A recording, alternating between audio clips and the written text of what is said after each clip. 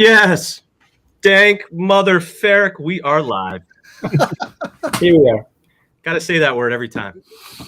Or that phrase. What's up, everyone? Thank you guys all for joining us. We are here. It's springtime. I believe the UK over there is gonna spring forward tonight. Make sure you change those clocks if you have to change a clock nowadays. Again, thank you all for joining us. Why don't we just go around here and introduce everyone? I have here the YouTube man himself, the one whose voice is all too familiar and hands are super familiar. Tim from Bosques Bounty. How are you, man? I'm very well, thanks. It is summertime here. Today was like 20 degrees Celsius, which I know you don't do Celsius. I can't convert that for you, but let's just say it was hot. It's around 70, probably 70, 72. Yeah, so sunburnt nose in March is crazy, but that's good. That's amazing. Jealous, so jealous. It's lovely. Nice. Well, welcome aboard, man. Thanks for coming on with us tonight. Cheers, mate. All right, and I have my fellow partner in crime on the Facebook group here, Augustine. What's up, buddy? Honored to have you on. Finally. Thank you. It's my pleasure.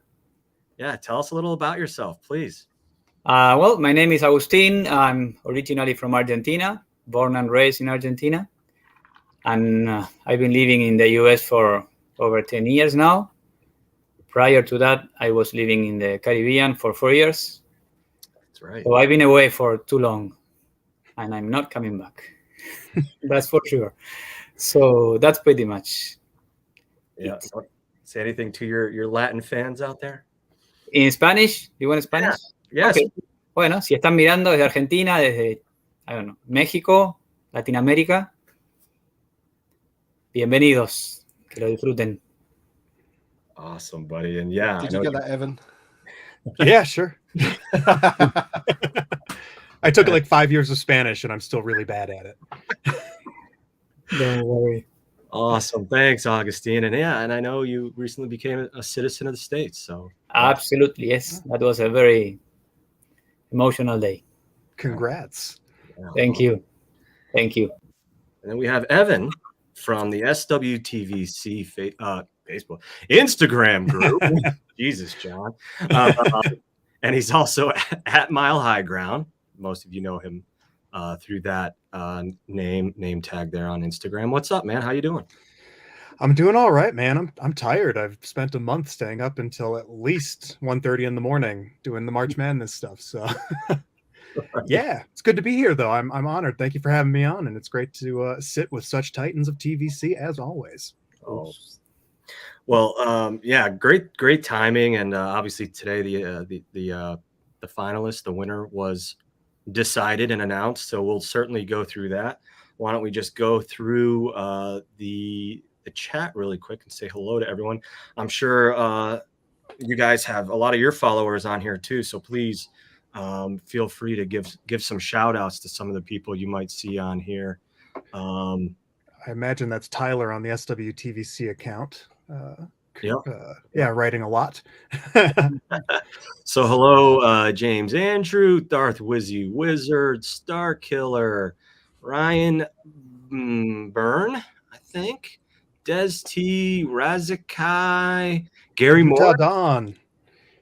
Yeah, Gary Moore. I see him on there. He's a big Bosques follower, fan there. Nick Reddick, hello. Oh, Carlo's there too. All right, speaks in Duco. I've been looking forward to this. Killer impression. It's no Nick, right? Yeah, I was just thinking, where's only one? We got Daniel Chart, right? Paul Morales. Toys Are the Way. Oh, what's up, buddy? Straight out of Coruscant. Love that name. Oh, we got Lewis. What's up, Lewis? Oh, good old Lewis, the Space Hut. Yeah. Steven Novak. What's up, buddy? Complete the skiff, my friend. That's right. Wilma Dickfit. All right, that's a good name. Caught myself on that one. I might want to read these before. What's up, Tyler? Lots of great people here. Red 5, what's up, man? Another great name here, Dick Enormous. What's up? Carlo, yes. We got Chad Peak here, Peak Obi-Wan. What's up, man? Lots of Mike Tashida, what's up, dude? There's someone from New Zealand.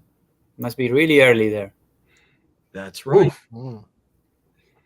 20 Celsius is 68 Fahrenheit. 68? Wow. Right.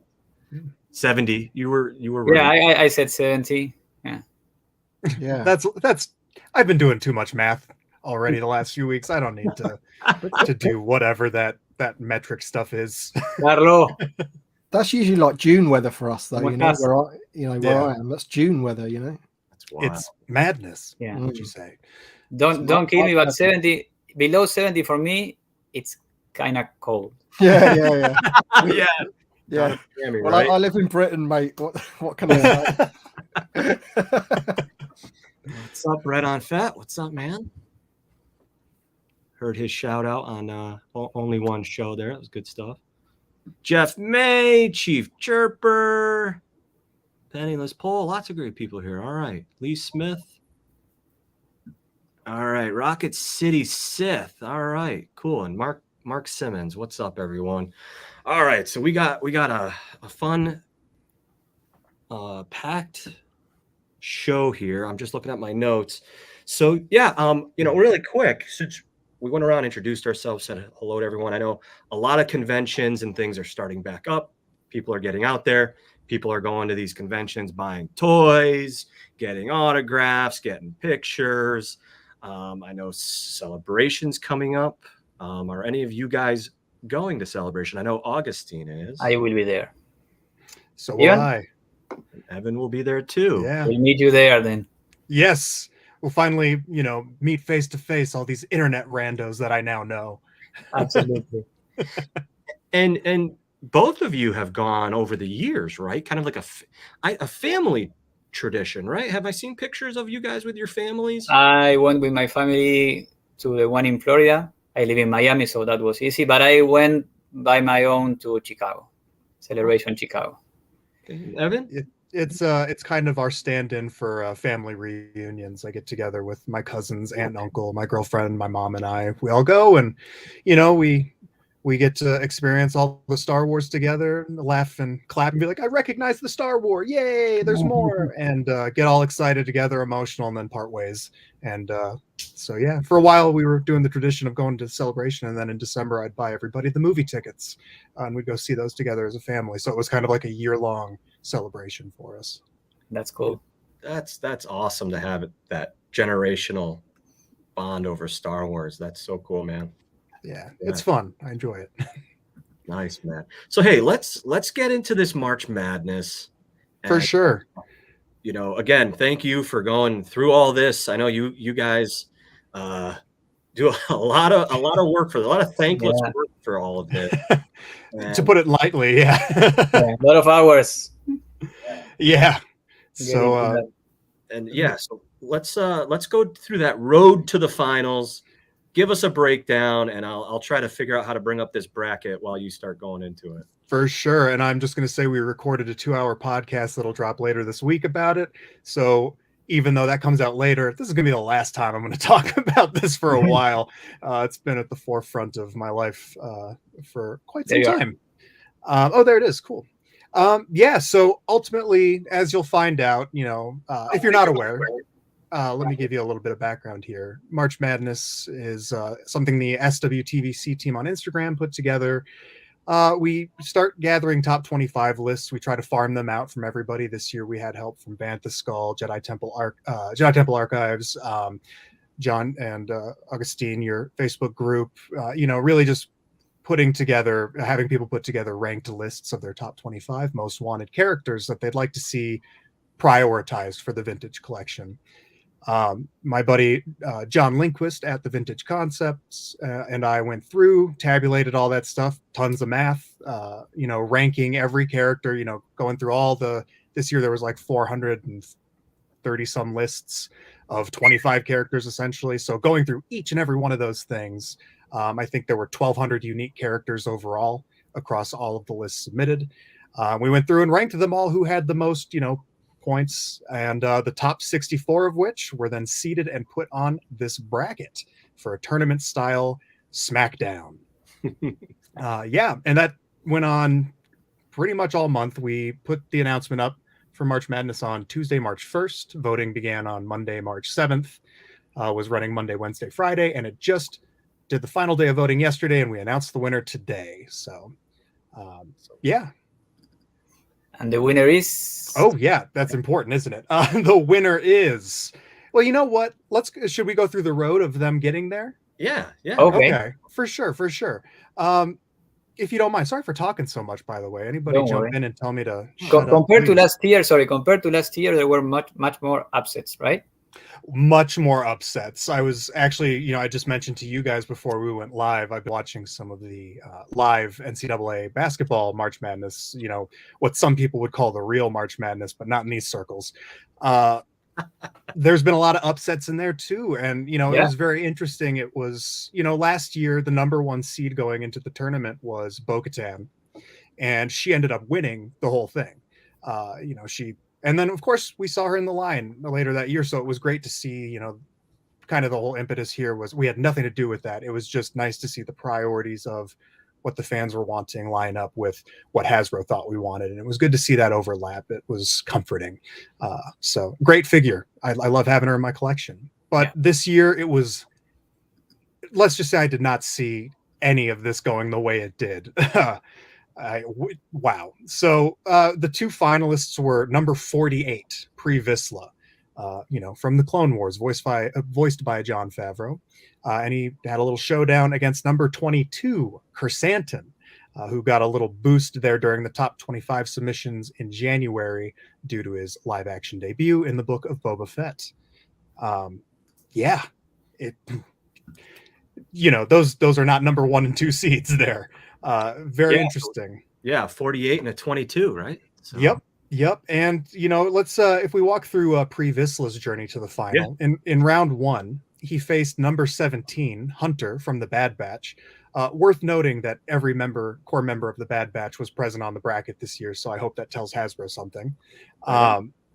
He beat Hunter in that first round. It was a couple hundred points difference, about 300 point difference, actually, looking at it. Oh, nice. You have that's awesome. Yeah. I've actually got the exact scores. So he won 1,352 to 1,035. In round 2, when he advanced, he faced, you guessed it, number 16, Velkin Taziri. Velkin survived the first round, which he did not last year. And so he advanced to the second. So next year, he's going to make it to the third round. That's how that works. And he moved down in rank, right? Or moved up. Always get lost in that.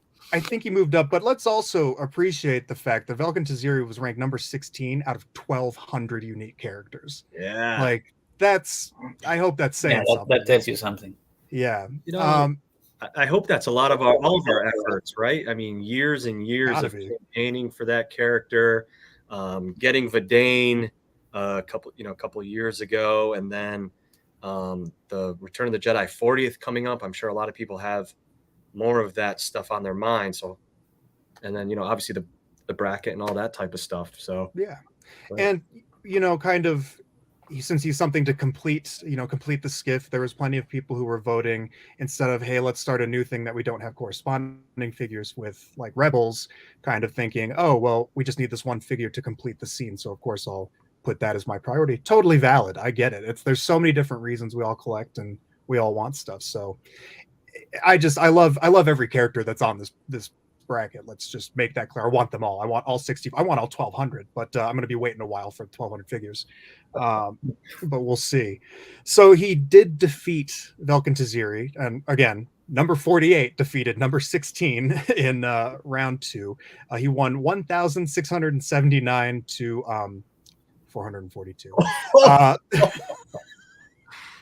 So I think I was 100 of those votes. Yeah, ballot stuffing. Hey, it didn't really pay off.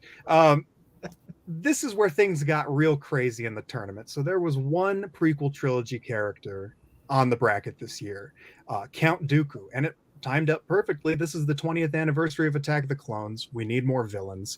Count Dooku is a glaring omission from the Skywalker saga, from the prequels especially in the vintage collection. You know, we've got Dookus that have been made before, but none of them are up to that modern standard. So I think people are hungry for an all new one. You know, more old white guys in the line is absolutely what we need. So I agree. yeah. So Pre Vizsla, again, number 48, faced number 1, Count Dooku, in round 3 and beat him 1,116 to 946. So it was it was close, couple hundred. Yeah.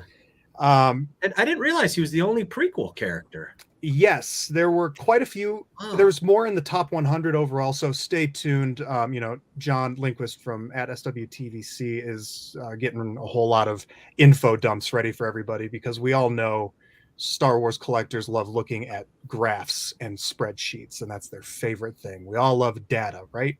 I hope so, because good God, we've got a lot of it for you. So when Pre Vizsla, you know, disposed of the Count, he faced number 9, Kanan Jarrus, Jedi Knight, in round 4. We have no Rebels characters in TVC. Obviously, that's a glaring oversight. And again, I think the entire Ghost crew, even Chopper, were on this bracket. So I hope, again, that is another clear statement for Hasbro to kind of look at and do what they will with that. So Pre Vizsla beat Kanan 1,354 to 833. Whoa. Yeah, so quite a commanding lead. Pre Vizsla is the spoiler of the entire bracket. He was upsetting. Every single one of his matchups was an upset. He's the St. Joseph's. Exactly. Everybody else is, you know, the number 1 seeds. Who was it that got disposed of last night? Purdue. Yeah, whatever. That's not what we're talking about here. Again, apologies. That was a shame. Yeah, I was rooting for that guy, Jane Ivy or something. I like him. Yeah, he's good. It's chaos, isn't it? We like chaos. So the final matchup before getting to the final, Pre Vizsla, number 48. Again, I'm going to keep saying that so you remember. He faced number 37, Darth Revan, who was the only Legends character on the bracket this year. Okay. And so that was round 5, and he won 1,211 to 811. So, yeah, so his victories were, you know, by a wide enough margin there. Yeah. Wow. So, good. Yeah, if you guys want to say anything about Pre Vizsla, please jump in, because I've been talking so much. I'll shut up for the rest of the live stream, I promise. I was going to say about Pre Vizsla, like, it's got to be something to do with the fact that we've got a lot of Clone Wars stuff, right? And we're getting the Death Watch Airborne Trooper, and we, you know, there's a lot of stuff that can, even though they're maybe from different seasons or whatever, it's all in the same thing, isn't it? Mandalorians, Maldalorians, whatever you want to call them, you know, Death Watch. It's on everyone's mind, isn't it? And it'd be a good one to do. Yeah, you know, thinking about it, I'm glad he was on here. He deserves to be on here. You know, at this point, he's a 10-year-old character. Or older, whenever that season, 12-year-old character in the Star Wars grand scheme of things. You know, he didn't excite me as much. I didn't, you know, tipping my hand, I didn't vote for him. I don't think in any matchups, because he doesn't, you know, require all new tooling. He'd be a pretty easy reuse of things that exist from all the Clone Wars Mandalorians that we haven't seen, but we know we're getting this year, that have been pipelined and all that. So it'd just be, you know, they'd have to just do a different paint deco and a new head sculpt, and that would knock out Pre Vizsla right there. So he could even be done in like a troop builder pack if they did one. So yeah, I think for me, that's why I wasn't super big on Pre Vizsla, but it was super fun watching how he was faring in those matchups. Yeah, that's a good point. A lot of times you might be voting on, man, this one seems like a complete outlier to ever get done, so maybe I should give this character a little love. But yeah, with Pre Vizsla, it's almost like they're gearing up for it, like Tim and you were saying. You know, they're trying to provide as much of that, at least of those characters from those scenes from that show, that you can put them all together, and in that blueprint that kind of Hasbro's emphasizing more on lately of let's leverage tooling and make as many either repaints, repacks, whatever, kit bashes, and easier to make things down the road. So at least we can get more out of that. So that's a really good point. Yeah, Toys of the Way's got a good point as well, saying that the dark saber is a hot thing right now. So it wasn't enough to save a couple other characters on this on this bracket. Almost. But and I just want to go up real quick. I see someone mention, sounds like the votes dropped off as the bracket went on. I'm not sure why. It seems like they would have stayed the same. Overall, I'm pleased with the retention there. I think from day one, average was a difference of, I think it was about a 300 vote drop off in total. But it varied day to day, and again, it's kind of hard, especially with some people who would drop off once they're, my favorite characters are out. I don't have any interest in continuing. Yeah, that's got something to do with it, isn't it? Yeah, which I would encourage people to continue going, even if your favorites get knocked out. My number one all-time want was knocked out very handily in round 2. But I had to keep going with it. I've got to admit, I was the same. I can't remember what round it was, but they popped up, and the first one that popped up, I was like, I really don't care which one of these two goes through, but I've got to get past it and vote to get to the next ones that I do care about. So I can understand. Yeah. As the characters get knocked out, it less interest in it, I guess. But yeah, I'm sure that happens with March Madness too. With the NCAAs is, oh man, my bracket's shot. Meh. I to tip the hand here, I lost. I scored all the team members' brackets that we filled out before the tournament, and I had the worst performing one. So I lost, and I get the horrible prize for the year that we're going to start doing. So can't wait to hand that off next year. I'm going to be smarter. Yeah, but there's a difference there, right? Because you can make 2 brackets with this, right? The ones you want, and then the ones you think. Yeah. Because I think a lot I would have done worse if I would have done it, what I thought was going to happen, because this was such a crazy tournament. Yeah, well, I think some people were thinking, oh, Chrysanthemum, everyone's going crazy over him, and Cad Bane, everyone's going crazy. Granted, I didn't expect the left side bracket to go out the way it did. Yeah, but we did the live stream, which was one of the best live streams I've done. To be honest, I absolutely had a great time having a laugh with everyone doing that. And Pre-Vizsla went out on the first one. Yeah. We all voted. I think everyone voted Hunt, and then I just thought I'll vote Hunter because I think I said something about John Rambo or something, but because he does look a bit like John Rambo. But at that point, when three have already voted, but I think if it is me voting first on that particular matchup, I would have gone Pre-Vizsla, but I would never have thought he would get all the way to the final. No way. Me neither. Yeah. Evan, going back to Rebels characters, did Fen Rao make it to the 100 or 200 or? Fen Rao, I don't think he was in the top 100. I know I actually don't have the full list of the 1200. Okay. John has those. I'm pretty certain I saw his name pop up on a few lists when I was going through tabulating. So he definitely is on that list. I don't know how high he is, but I'm pretty sure he's not in the top 100. But I'll ask John and I'll get back to you on that one. In fact, I'll text him now and see if he can tell me, and I'll update you later. I'd love to see him. All right.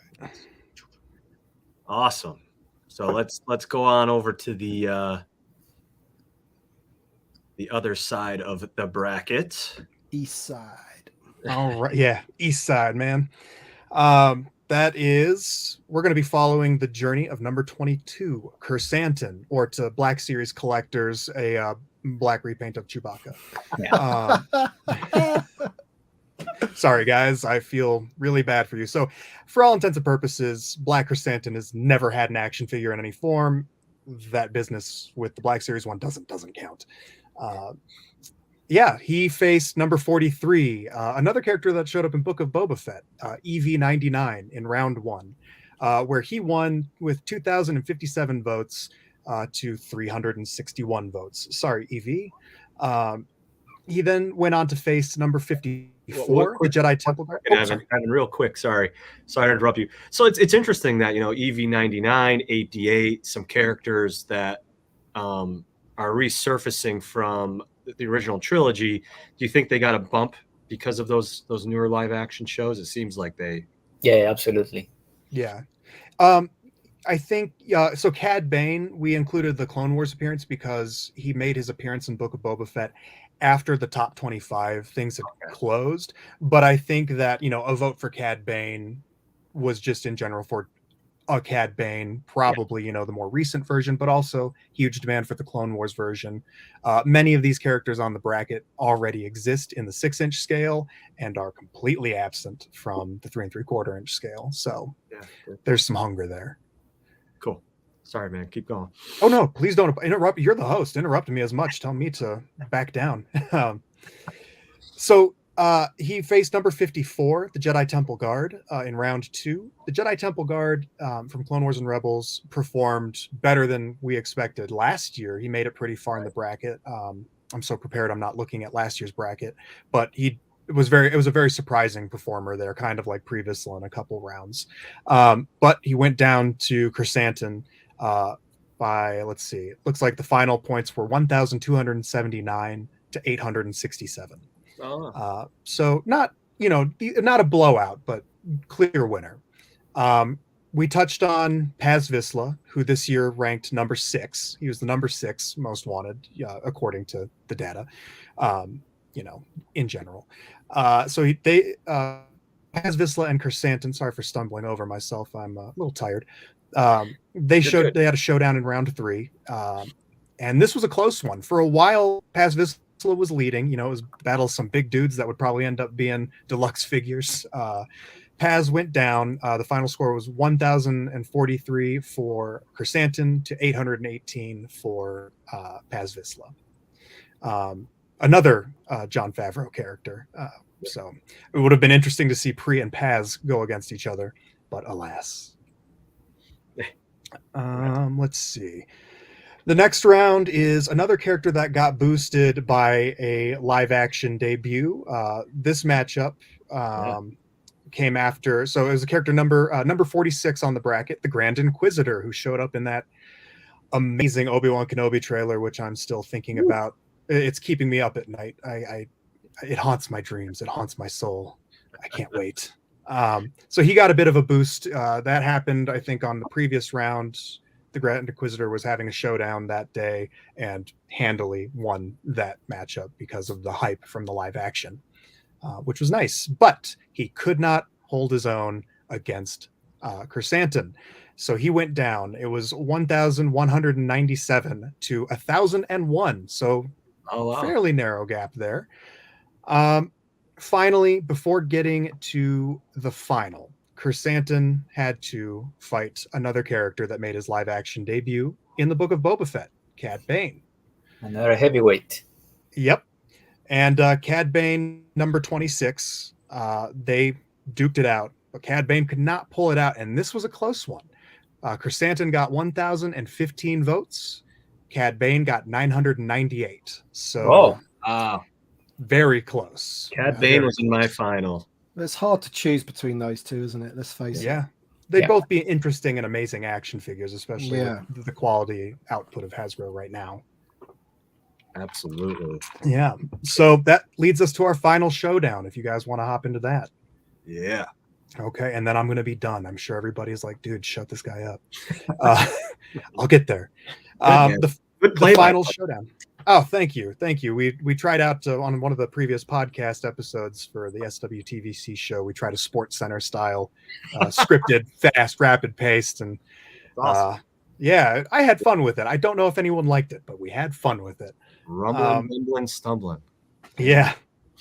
So the final showdown was number 48, Pre Vizsla, versus number 22, Chrysanthemum.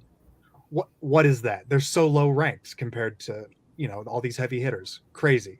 Pre Vizsla faced a lot of high ranking characters on his way to the final, whereas Chrysanthemum was facing plenty. I think all of his matchups except for one were ranked below him. So Pre Vizsla was really swinging above his weight class here. He couldn't hold on. He went down to Chrysanthemum, and it was so close. Pre Vizsla got 1,063 points. Kersantin got 1,074 points. Wow. 11-point split. Wow. It's Yep. crazy. Thank God I voted 4 times for Chris. You know, yeah, we're not big enough endeavor to start investigating voter fraud, but you know, it's all good faith. I thought it was broken because I swear I'd already voted.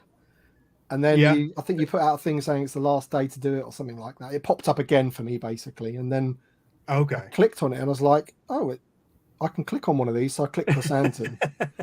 So I don't think I voted twice, but yeah. But, you know, for everybody that, you know, you guys that may have voted once, twice, 3 times, I'm sure someone did the same for Pre-Vistla. So I think it comes out in the wash. Absolutely. So precise, so scientific. Absolutely. Yeah, that it should be worth noting though. So Kersantin lost the Instagram vote by, I think, 50-ish, but then, or by about 40-ish, but he was able to close the gap and make it up from you know, the Google poll, which was, you know, folks voting from the Facebook group and whatnot. So every vote does count. You know, your voice does matter. Those votes were deciding. He was able to close the gap and pull ahead those final 11 points. So yes, note to Hasbro, make them both. Yeah. Make the 64. Yes, make all 60, finish the 96, but also make all 64. So I was actually quite pleased because Chrysanthemum won our bracket when we did the live stream. I'm pretty sure if I remember rightly. Nice. And he was number 1 on my list. Well, he wasn't number 1. Garandan was number 1. But he didn't even make the 64. So rally your fix. YouTube audience to It's a all massive put fix, that. Garandan on their top 25, and he will end up on the bracket. Yeah, don't you got some Patreons over there, Tim? Come on. Yeah.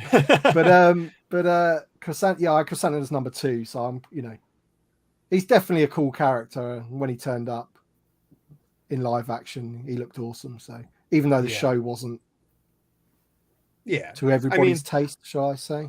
I'm celebrating the Chrysanthemum with this hoodie today. You know, even though it's not my favorite Star Wars, it's still Star Wars, and I still enjoy it. So, yeah. I just want to say, Tim, while I'm talking to you face to face through the screen, that live stream, thank you immensely for doing that. You know, with Nick and I'm sorry, I'm spacing on the other guy's name. Smuggler's Canyon. Yes. Yeah. That was I had to catch it the day after because I was traveling, and I was floored. I had so much fun listening to it. I'm so grateful to you doing that. That was an amazing. So funny doing it. It was funny. The chat were involved. Yeah, and some funny things happened all the way through it. It's quite good because everyone's got their opinions of certain characters and stuff, and we're having a bit of a jib at the sequel trilogy, Ben Solo things. You guys smacked me down on my Ben Solo desires. I get it. It's fine. You guys are advancing all the old dudes. Yeah. I kept jabbing at you guys. Yeah. Wow, look at all the old dudes. I sort of claimed on there that I didn't know what Exegol was and things like that. It's like classic. What's that? I don't know. What's Exegol? Never heard of that. I do want to say though, that was, you know, a huge motivating factor. That's a huge, you know, reason we do this, is to really get people having these exact conversations. We want people to be thinking about, like, actively thinking about this line, thinking about things like tooling, thinking of, you know, what priorities, if they were Hasbro, what would they prioritize, or what would they like to prioritize, you know, personally, and how those kind of match up with like-minded people and other, you know, members from different walks of the community. So being able to get folks together and excited and talking about stuff and just engaging, you know, I'm a little verklempt. I honestly am incredibly grateful to everyone. It means a ton that just something that started as a goofy little idea back in November of 2020, you know, here we are now, and I've got incredible people. I'm surrounded by incredible people like you guys, everyone here in the chat, talking about this stuff. We've got, you know,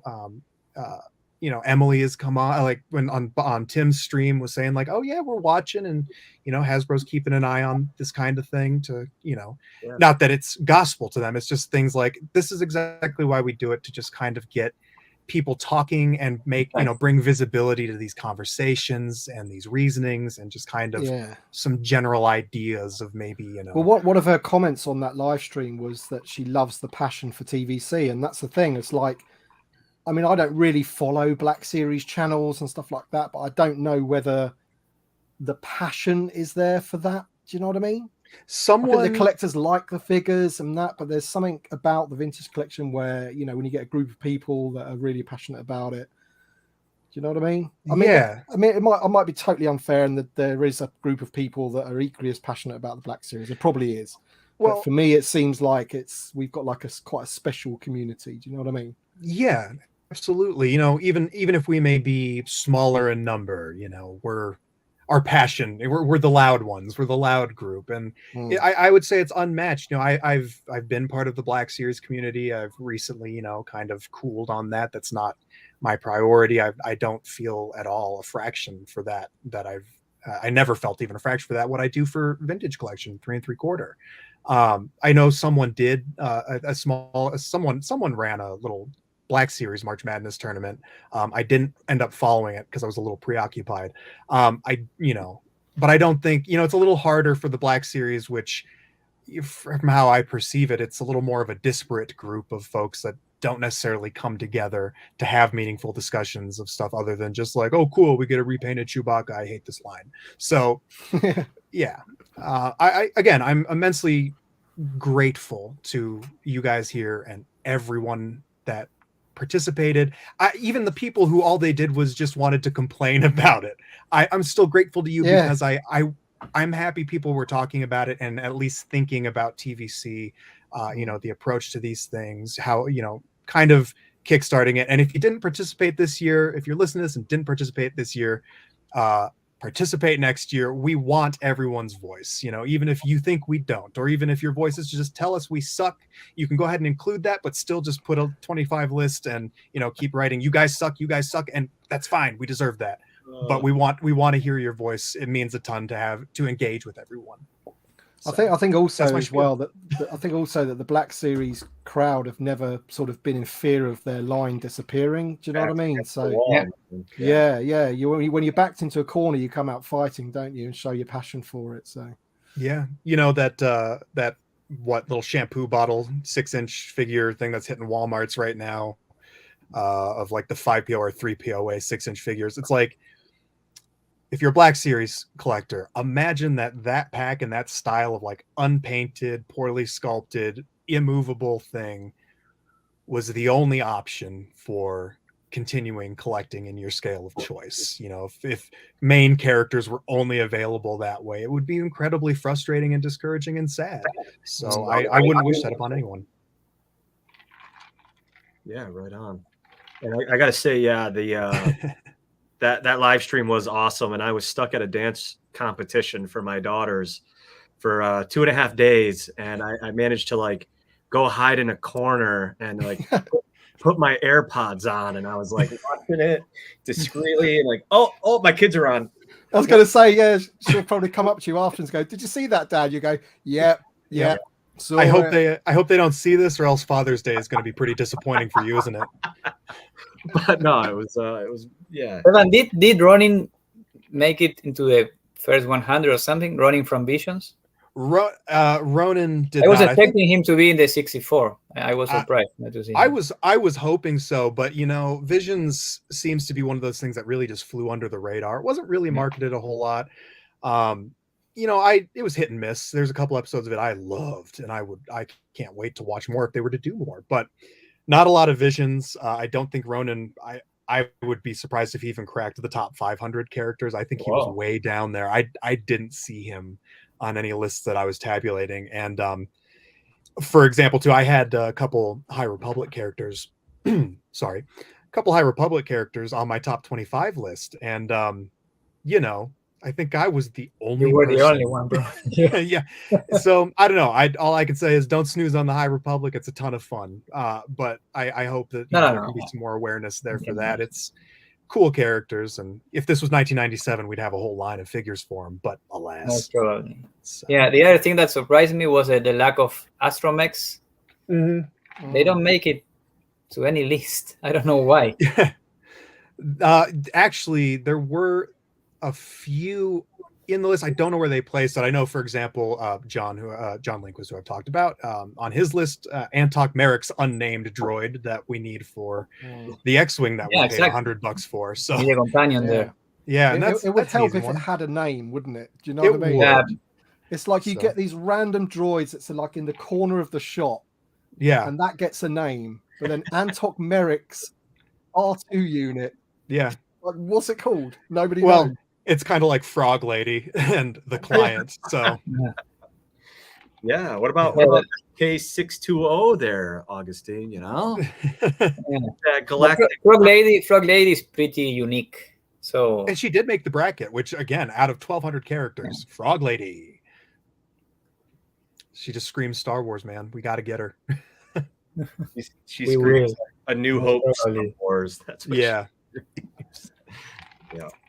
She deserves it. She'd go with the Razor Crest. She'd go with the Meldo Crease Pack. We got a lot of things that would go with her. So true. Point there. yeah. Like deluxe version with her backpack. Yeah. Yeah, with the backpack and a little Grogu that's got one in its hand that he's eating it. Hasbro, take my money, guys. I want to be poor. Oh, great stuff. So anyway, thank you for letting me monopolize this, opening salvo here. Oh my God, 41 minutes. I'm going to shut up. It's been a pleasure. The rest of the live stream. No, it's just great conversation. It kind of leads into, again, people saying what they'd like to see in the line and what they want to see in the future. And obviously some of it speaks to the popularity of what's happening right now with Star Wars. And then there's a lot of stuff thrown in, right, for longtime wants. Yeah. So, we want variety. It's all there. It's been a very recurring metaphor on our podcast of Star Wars as a sandwich. If you boil it down to what Hasbro has stated, that they think, we only want the OT and Mandalorian. Those are just the slices of bread. We also want all the stuff in between that as well. There you go. And yeah, this was actually a question you brought up. A question someone asked in our comments when I asked about topics was, what happened to the rest of those figures that was noted by Hasbro that are going to be complementing the Razor Crest? And again, I don't think Hasbro meant the extended list of characters. They were obviously meaning more of the core characters, but Frog Lady and Zero would be great characters that interacted with that Razor Crest. Yeah, or even a Frog Lady with a disassembled Zero that you can stick in the netting. That would be pretty sweet, like add-on pack-ins for your vehicles and like your Razor Crest, like, hey, throw all this. I don't think we'd seen Frog Lady in that when he made that statement. We'd only, what was it, season 1 had been, is that right? Yeah, that was pre-season 2. So yeah. Zero had Zero was in driven. season 1. He had piloted the yeah. So The biggest one is Grief Karga, isn't it? Season 1 Grief Karga. Wow. Yeah, and also those bounty hunters. With Zero, you got Mayfeld. They've got the head sculpt for him now, but yeah. So great stuff, guys. So yeah. No, go ahead, Evan. What's up? Oh, I was just gonna say thank you very much. Anybody, we're already working on next year's stuff. We're already thinking about it. Would love to expand it even more and partner up with anyone and everyone who wants to run polls so we can just make it as inclusive as possible. I know that was the common complaint was just like, oh, I don't do Instagram, or oh, I don't know how to get to the Google poll. And it's like, it's hard to coordinate, man. And we're all just with those two places, we're still all over the place. But I would love to work things out with folks over the next year and see what we can figure out for next year to just get as many people on there so that we can have an even more, something that's even more conclusive to look at and be like, this is even more representative of the TVC collecting community, and just kind of refining it, and so we can all have a good time and Hasbro can look at things and be like, yeah. Well, it's a great closing for that. And I think it's tough, right, to get anyone. You can I think maybe Tyler said this or something, but yeah, you can draw a horse to water, but you can't make him drink it, right? And with that, I think, a lot of your voting was comprised of Instagram, right? And then there was mostly like 90% Instagram, 10% the Google poll. So which the numbers we were still pulling in about at the lowest rate, we were still pulling in slightly more or at the same level of last year's voting. But overall, more voting, more participation than last year. And, triple the amount of lists almost that we got to work the data from. So made it exhaustive to do that, but very rewarding. It's fun. It's my favorite time of the year. Yeah. And I got to say, your guys' podcasts, I listened to a couple of them, particularly the ones with you and John, was very entertaining, dude. Oh, thank you. Great work on the podcast. I mean, you have a face for radio. You really do, like you said. You sound like my mom. Thanks. But no, yeah. Just now you're broadcasting, man. That was great, dude. Thank you. Well, John, Augustine, you guys are welcome anytime. I think we're going to take a little hiatus. John Lindquist and I are going to take the month off.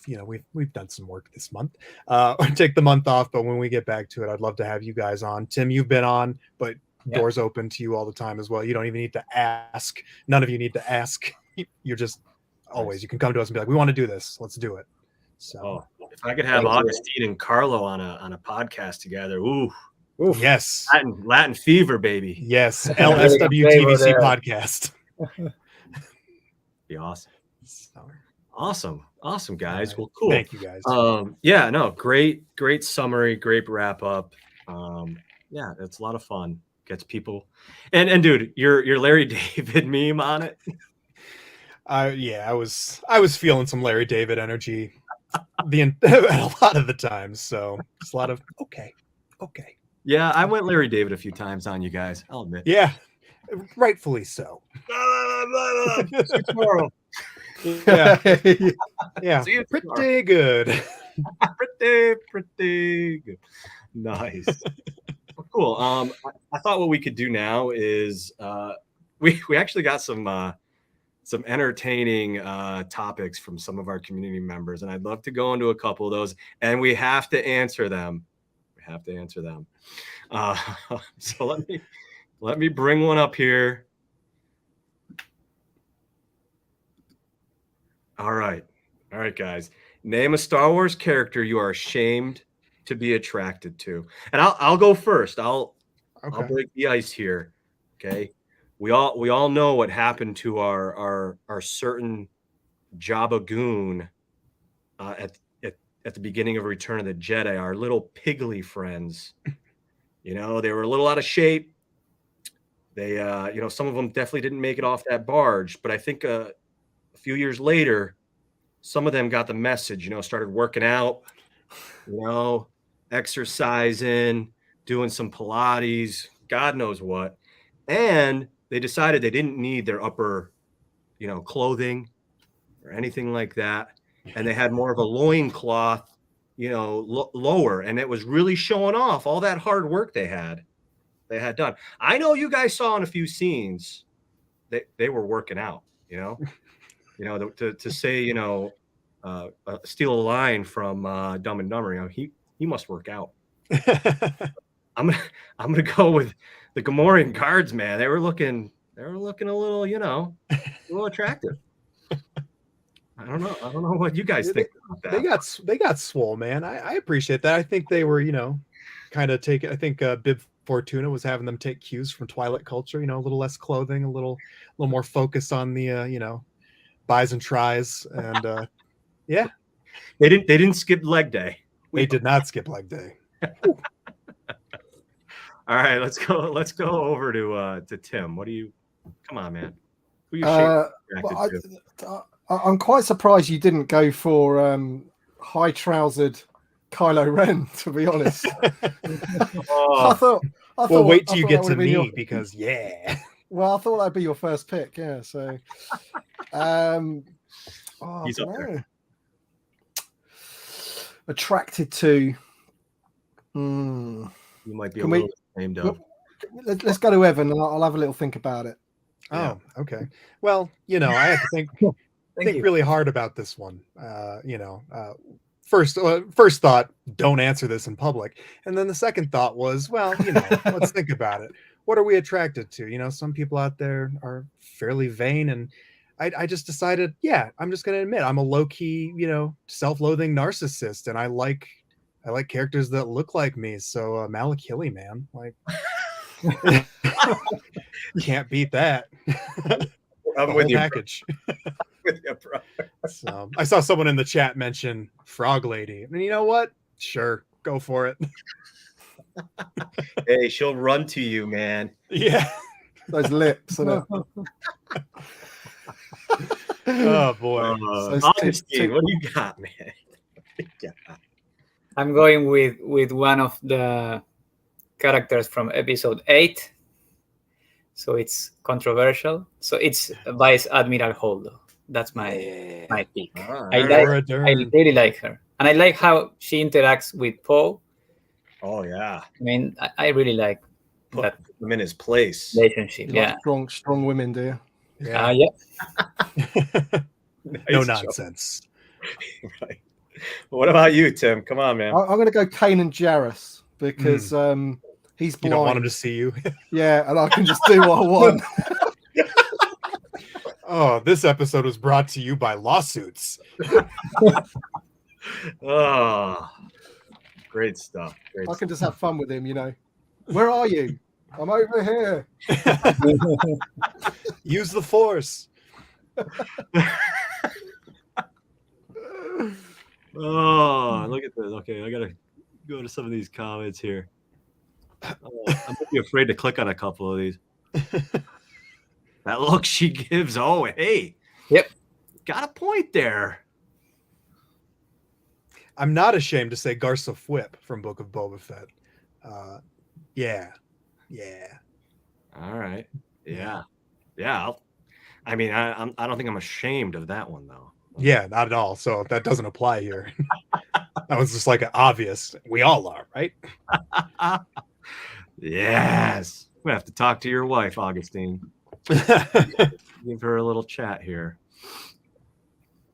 So what do we got? What else I don't know.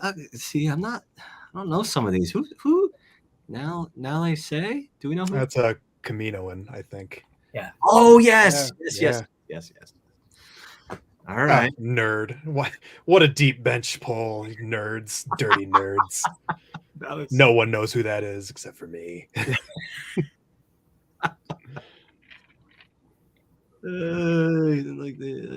All right, great stuff, guys. Let's go to some other topics here.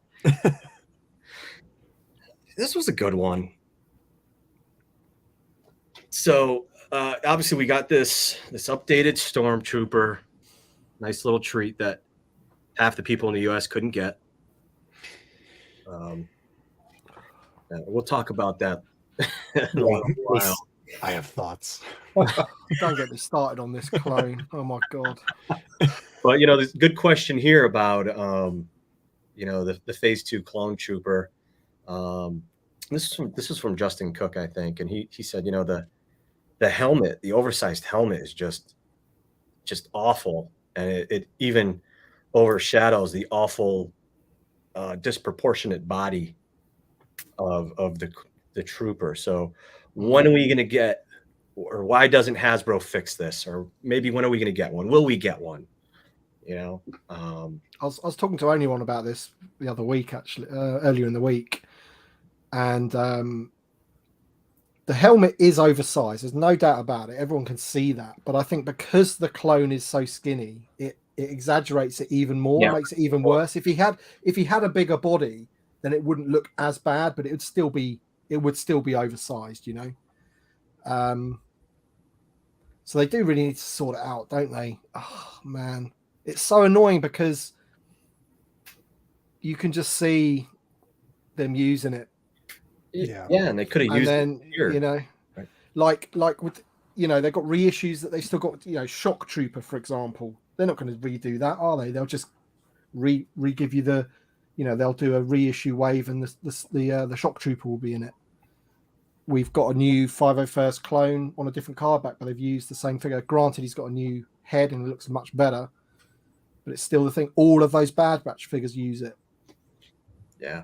we're just not going to get away from it. So I think, like, I go on about it a lot in my videos, and because the Stormtrooper's so good, the new the VC 140 or whatever it was, 41, yeah. So good, and it's going to get even better with the OT version. Rocker ankles, and it's just lacking now, and it's a shame because they could do a new one and then make all of the clones again. But the problem is they could still put that clone out and everyone will buy it anyway, and that's the problem. Yeah. Because the 501st, I've ordered a bunch of them, even though I'm not really happy with it. I still want a load of 501st, and that's the only way I'm going to get him. So you have to sort of swallow it. They use the same body as the basis for the Clone Wars Micro Series ARC Troopers, correct? Yeah. I think those benefited from having the soft goods like comma sort of thing, which kind of added a little bit of disguise, some good soft goods. And even in the Bad Batch set with the Rex, which wasn't quite what folks were hoping for a definitive Rex, but better than the previous carded version. I liked it with the soft goods. It's a decent enough base, but it does need some disguising. So what about you, Augustine? What do you think? How much more expensive is it for Hasbro to give us 2 heads instead of 1 head with a removable helmet?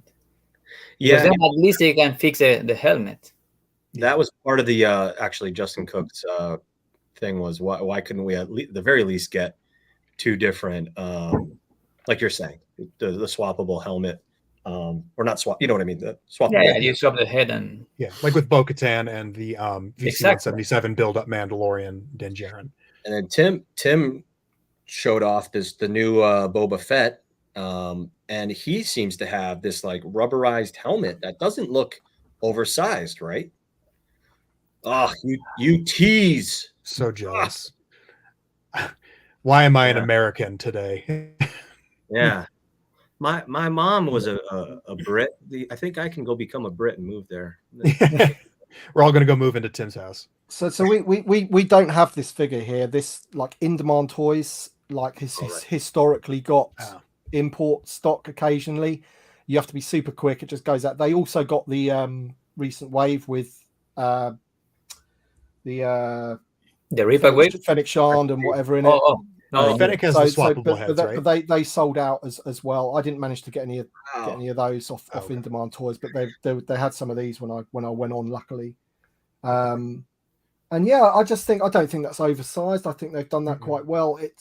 A lot of people have said to me, but he hasn't got any hair, which is a good point. He doesn't have hair, so that doesn't restrict him. But it's not exactly a pea-sized head like the Clone Trooper's head is. Do you know what I mean? Yeah, I know the new one they've updated isn't, but the one that they always used to use with the Shock Trooper and the original clones, it's a tiny little pea head, isn't it? So why does the helmet need to be so big?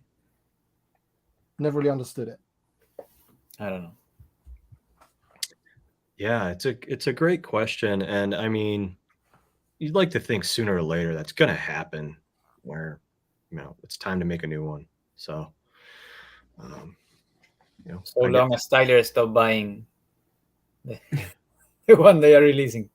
Yeah, so please. Tyler, stop buying thousands of them. Stop it. You're the part of the problem. It's not like 16. They don't know. It's not as if they don't know, because I know, I've been going. Only one's been going on about it.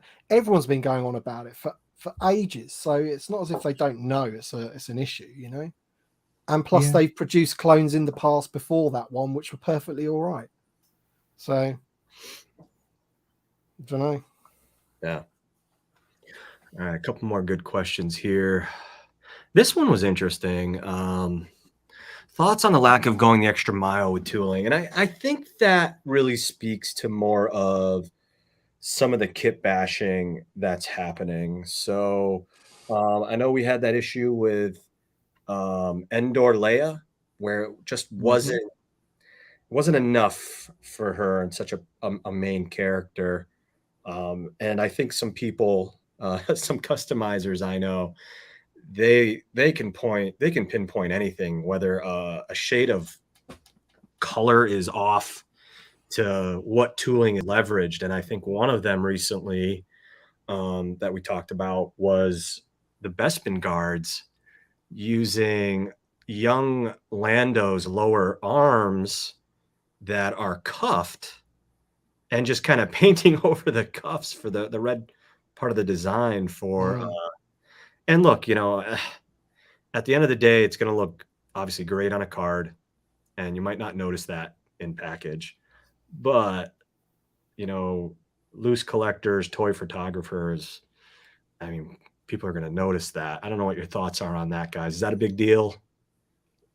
It is for main characters. For what? For main characters, it is a big deal. Yeah. For Bespin guards, it's okay.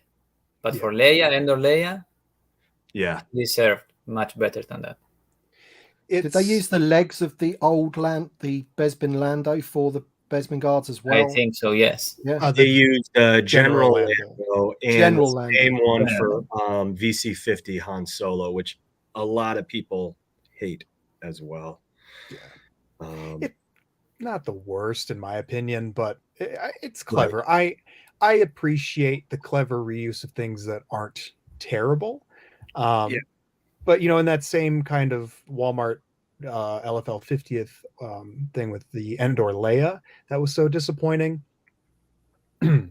we got the Tusken Raider, which had some new tooling that fixed the swivel elbow issue and made it definitive, minus the fragile breaky wrists. But it's interesting.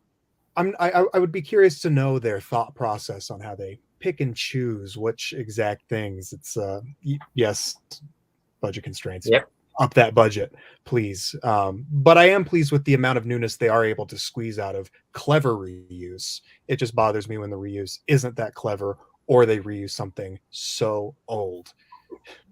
Right. Like obviously using young Lando's legs on Lobot, right? Mm-hmm. That was pretty darn close. And then Bespin Lando, the new Bespin Lando for Bib Fortuna. Yeah, it's amazingly clever. I appreciate all that, and just kind of with the Stormtrooper as well, as they've kind of been tinkering and adding parts to it to make it more and more definitive. Of course, that's because they know army builders will be suckers and buy them all regardless of the iteration, so guaranteed money. But Endor Han, for example, too, like that sculpt is so old, it is falling apart. Like the new runs of it, the belt part is falling out.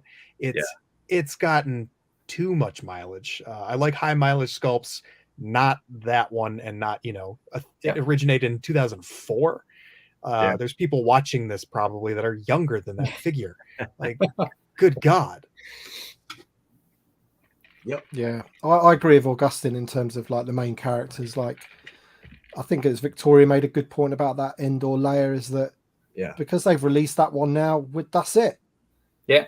That is it. They won't revisit that. They won't revisit that again. And if they do, it might be another 15 years or whatever, Yeah. None of us would be interested. Well, I don't know, probably will be, but the line probably won't be around then. Do you know what I mean? So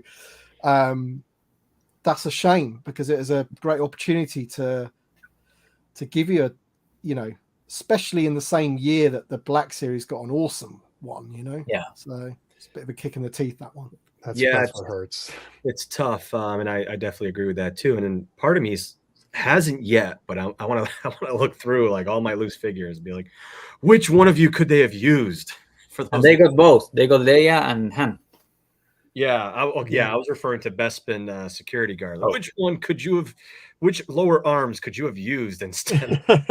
But I think a good point to make there is, as much as a lot of us think we can easily swap joints and arms and limbs and torsos, it's not that easy. A lot of these figures have different types of joints, different types of obviously sizing for certain things. Obviously Endor Han they've just hidden everything under that trench coat and said, well, this one that goes out the window. No but- one will care. What's that?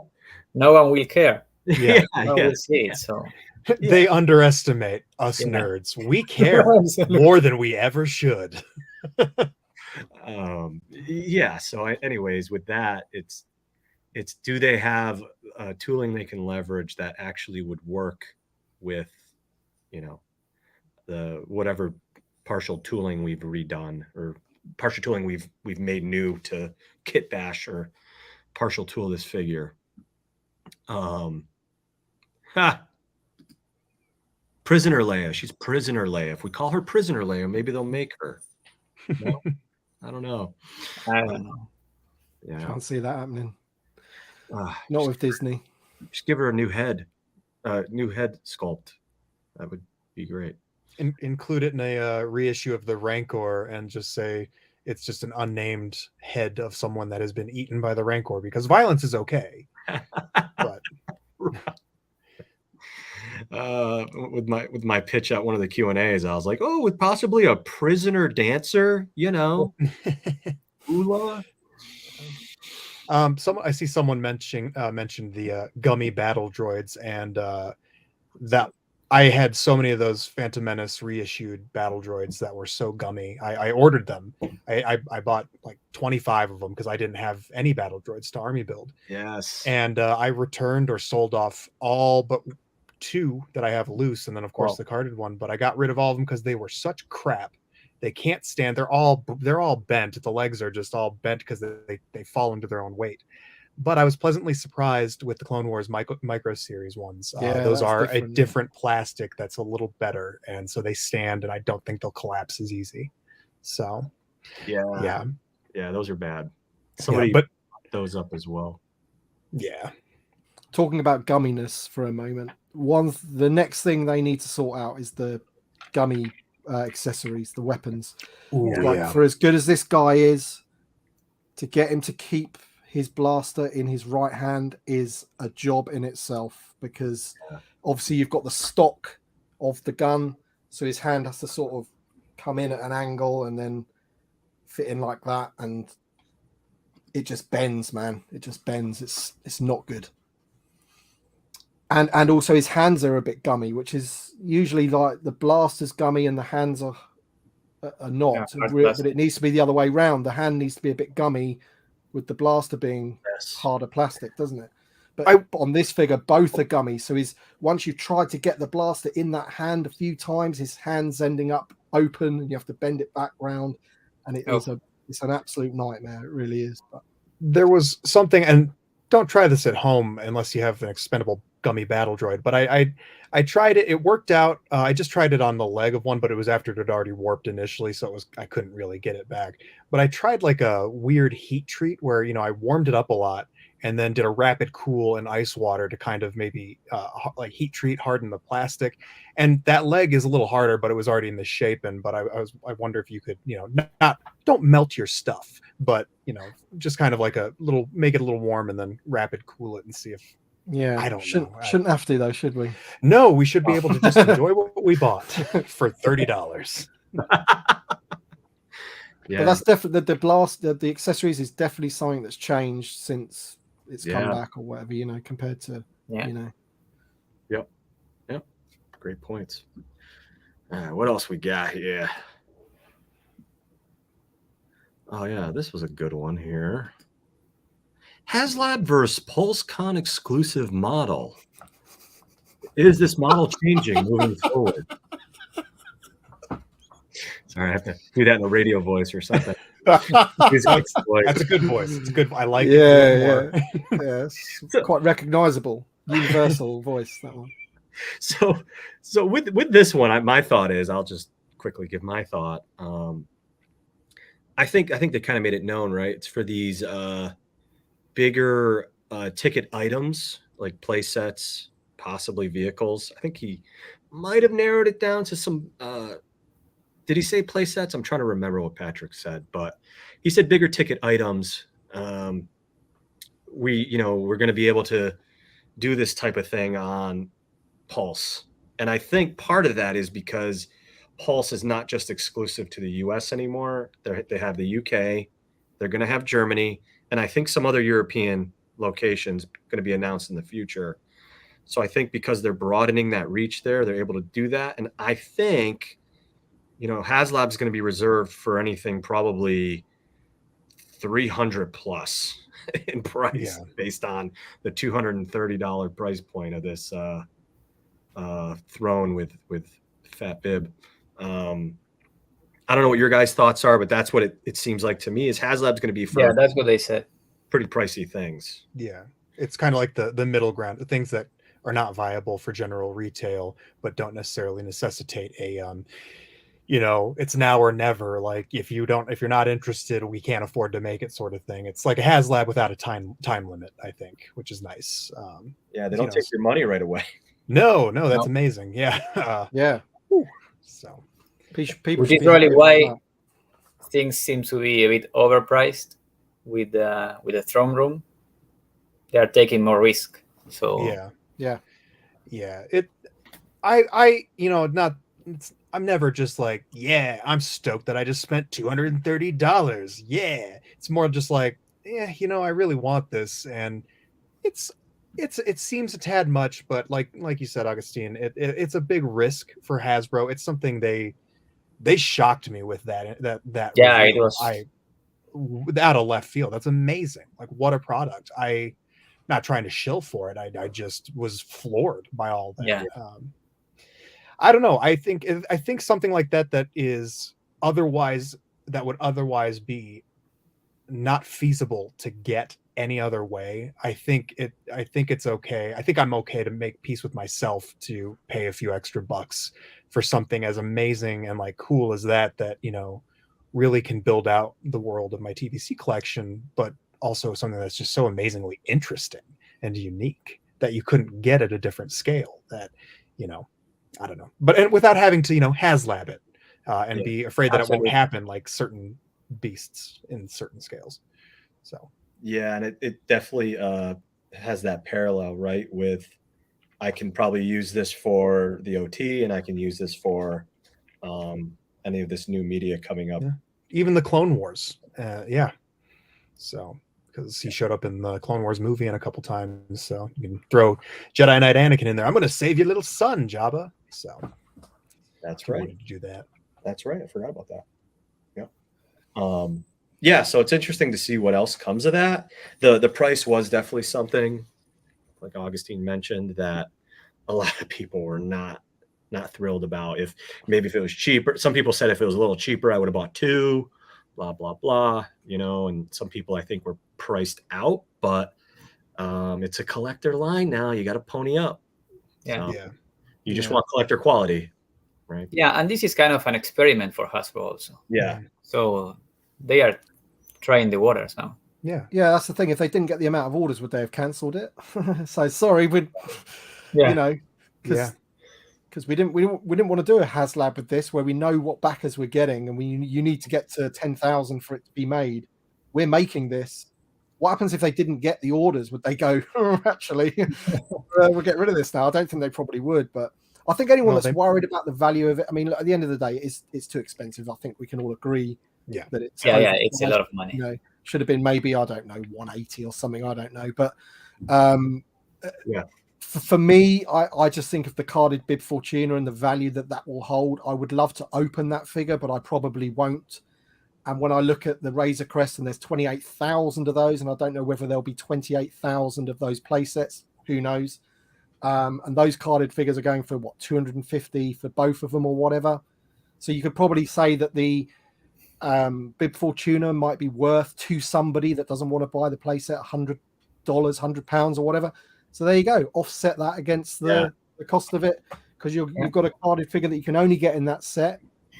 Yeah. So I know you shouldn't be really sort of justifying the cost of something by the perceived secondary market value, but it's a reality at the end of the day. So no, that's a great point. A lot of people can afford some of this stuff if they let go of certain things. Like, oh, I have Yak Face. I don't need, Yak Face on a Power of the Force card. So I'll offset, this $500 price tag on this ship to Yeah. And let me add something.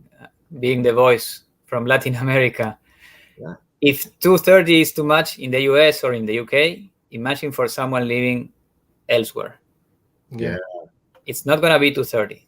It's gonna be No. much more. Great It's point. gonna be prohibitive for them. Yeah.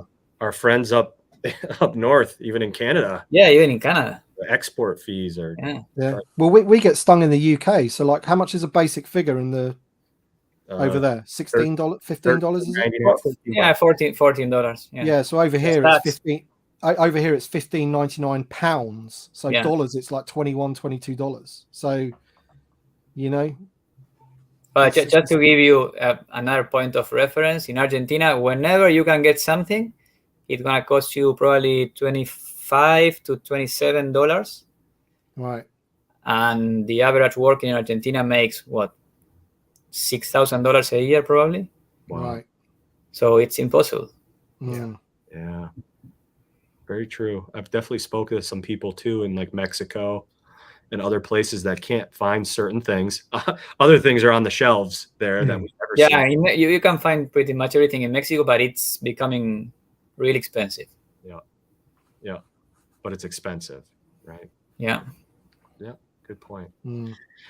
Coming back to the throne room, my only concern is that it doesn't connect with the Java's Palace. Emil explained that because of a height difference.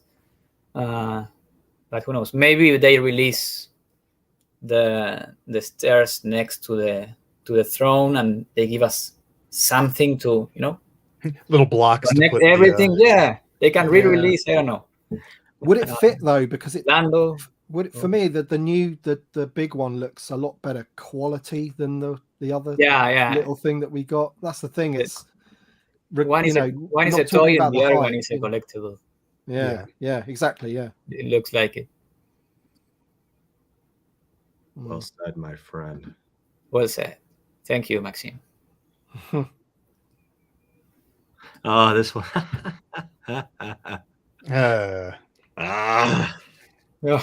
That makes me cry in Salacious Crumb and Mouse Droid. Yeah. It'll be interesting, but and Tim, it's again a good point.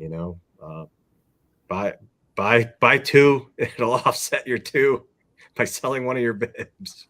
Yeah. And I think every just going to HasLabs, every HasLab has like gone up in value, hasn't it? Yeah. Yes. Yeah. Definitely. You know.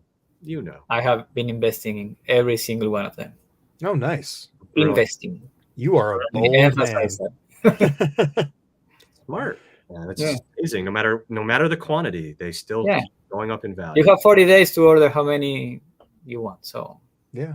It's not the only thing that people do that for, though. Like Lego, for example, people invest in Lego. So it's often a joke that it's worth investing more than it is worth investing in gold. Because they discontinue a set and that's it then. But you would have had all this time to buy that set. It was on the shelves for 3 years, but then for some reason, the minute it gets discontinued, a year later, it's like double the price or whatever. I just want to share a little anecdote about Lego. I don't follow Lego a whole lot. I like Lego. I love Lego, but I don't really know anything about it. I was cleaning out my parents' house, and while I was doing that, I found a stash of gifts that my dad had set aside that he had hid in the house, to give me throughout. And he passed away, so there's still a little stockpile of gifts left. I just found them, 20 some years later. And I found this Lego space shuttle, and it had a price tag on it from Kmart it was marked down to like $20. I Googled it. It was worth $2,000. Yeah, exactly. There you go. Wow. Yeah. I was floored. Lego's crazy, man.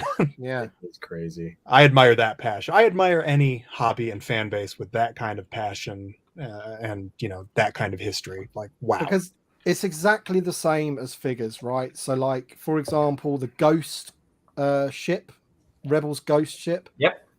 That's got like Zeb in it, and that's the only time you can get Zeb. He's exclusive to that set. So now, when you look at the Rebels Ghost ship set sealed, it's in the hundreds and hundreds. But just the Zeb is worth like $100, just the Zeb minifigure, you know. So it's exactly the same with like how we have, you know, exclusive figures in play sets and all that kind of stuff. Yeah, like Ula with the other Jabba's Throne from 2010, Yeah, which yeah, I just acquired. Wasn't a fun time paying for that, but you know, yeah, that. So imagine having one of those from the Mexico 6-pack or Oh, whatever. Oh, You'd want one of those, wouldn't you? That's yes. so bad. I've been hunting it's for not that. easy to find. Some people I know found it like after I've been looking for it. It's like, you son of a. Yeah, that's an interesting one because yeah, it has Jabba just like behind the box sealed. You can't even. You don't. Some people probably don't even know. Yeah, it's amazing. like, oh, that's in there. Cool, weird. It's probably. John, have you opened that one? I Because had. that Java melts. I was gonna open this, and then I swear that crazy 6 months later market bubble happened, and now it's like, oh man, this thing's worth like what is it worth now? Like $400, $500? Let's just say I paid not quite $400, but more than the new Jabba's throne room for that loose. So yeah, that's a good call, and it'll get opened eventually. I think I'm just gonna Go ahead and open it. Ooh, but I hope they do something for Jabba. They should re-release a Java now with the throne. Yeah, absolutely, for the Return of the Jedi 40th. But Evan, you've got a history of that, haven't you? Where you buy something and then they re-release. Yes, you know. So basically, let's hope that does happen. I take requests. So since I did just get that Ula and that Jabba set, you can count on a Hasbro announcing it probably tomorrow, and it'll be $20, and I'll look like an idiot. So I bought a Republic Trooper mint on card vintage collection 1.0, and literally in the next day they were like, won the fan, or it's going to be in the fan vote. And I was like, cool, it's going to win the fan vote. And then I bought the Echo Base Trooper for a pretty penny, and literally the day it arrived in the mail, it was announced to be getting a reissue. That's This has happened many times, so I'll take requests. If you guys have anything you want me to irresponsibly throw money at like a fool, I will do it. I'll take one for the team. Let's get some reissues. I really want a gunship. Can you buy a gunship? Yeah, dude. Let me go find the most expensive and mintiest one I can get. Let me take out some loans. Let me get even deeper into credit card debt, and let's get everyone else a gunship. Yes. has been Sorry, I keep clicking. I go to click on something, and then a comment comes up, and I miss the one I clicked on. I would love to do more live openings, and that will be happening. So stay tuned. I've opened some pretty expensive stuff. I opened a rocket. I have things to open if you want. Look, here's the deal. I had 2 of them sealed for like since 2010, and I was like, you know what? I need to just finally open one of these and put it in the freaking cabinet, and I did that. Did you open your Razor Crest figs? No. John, did you open those? The Jawa and the... No, so I was going to do on this live stream. I got one of my do the live stream. I was going to open up a Razor Crest on the live stream and actually pull out the figures, but I just didn't have time to get all that sorted out. Nice. Are you going to open it? Yes, we always put things in star cases that we want to open. You have a video of one you opened, Tim, right? Yeah, somebody sent me a damaged card one for me to have, which was great. So that's really appreciating that. But there's not a lot of difference with that Jawa, but it's nice to have it. Yeah. I guess that's the thing. If you do get a damaged card, then you've got no excuse not to open it. I guess. Yeah. Or send it back to Hasbro for them to send you a mint one. And then send that one back because it didn't arrive mint, and then send that one back. Are they doing that program? Are they doing that program again? A friend of mine, Smuggler's Canyon, he got a child, but it did come damaged, so we had to say to them again it arrived damaged. I was one of those people who did that with the yak face. Huge regret. I know I've talked about this before, but like I didn't know about the quarter circle until someone noted it, and I was one of those idiots. Sent it back, and 3 times got a damaged one.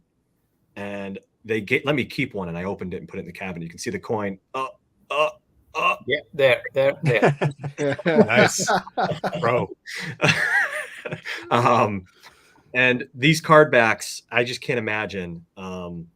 They're probably putting them in paper and damaging them when they're packing them in that paper, and then putting them just like Entertainment Earth does, and put them in the box, and they're probably damaging it.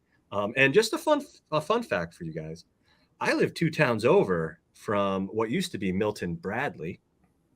Then was Hasbro when they bought Milton Bradley, and now it's Cartamundi. And they're like a card game, and they actually, Hasbro contracts out to them to make all their board games still, because it's the old Milton Bradley. And a lot of your replacement parts and newly damaged carded figures they're sending back to you are coming from over there, 2 towns away from me. So nice. Yeah. Chiari Mundi, that's an interesting company. Yeah,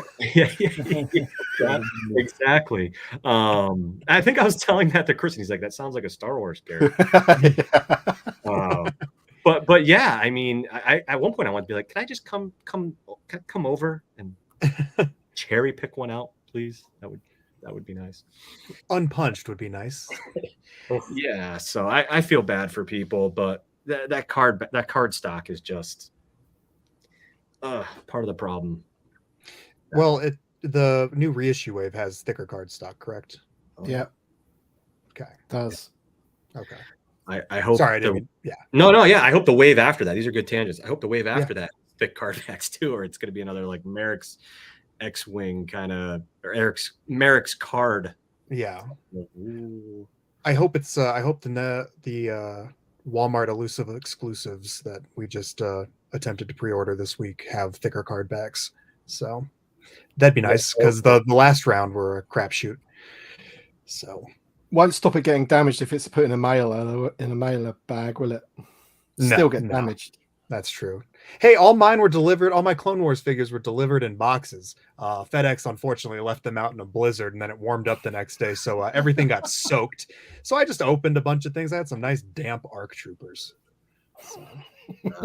I have like a whole box of returns I need to do, and it's like, do I return them? Do I hang on to them? Yeah. Shout out to Brett from Bantha Skull for hooking me up with some nice carded of the Lady Jedi. So appreciate him. I think I still have I don't have a mint Aayla Sakura. It's just like whatever. I give up. Darn you, Tartarovsky. All right. Why don't we so another quick topic to talk about is there's a new PR company that was announced. Very interesting. Kind of came out of left field in some ways. Anyone have any thoughts on that? I'm glad to have a fresh start. Fresh start is nice. So yeah, I know. Lots of thoughts. I know, obviously some of the communication was lacking or incorrect, or it's a good question to say what was going on here, just to be on that side of the business to understand what was going on. Was there just issues with communication, issues with staffing, issues with God knows what? So yeah, all I'll say is, just having worked in PR, I'm usually a little alarmed when I see a lot of turnover at a PR company very fast. So yeah. So let's hope there's a little more attention and care put into this. And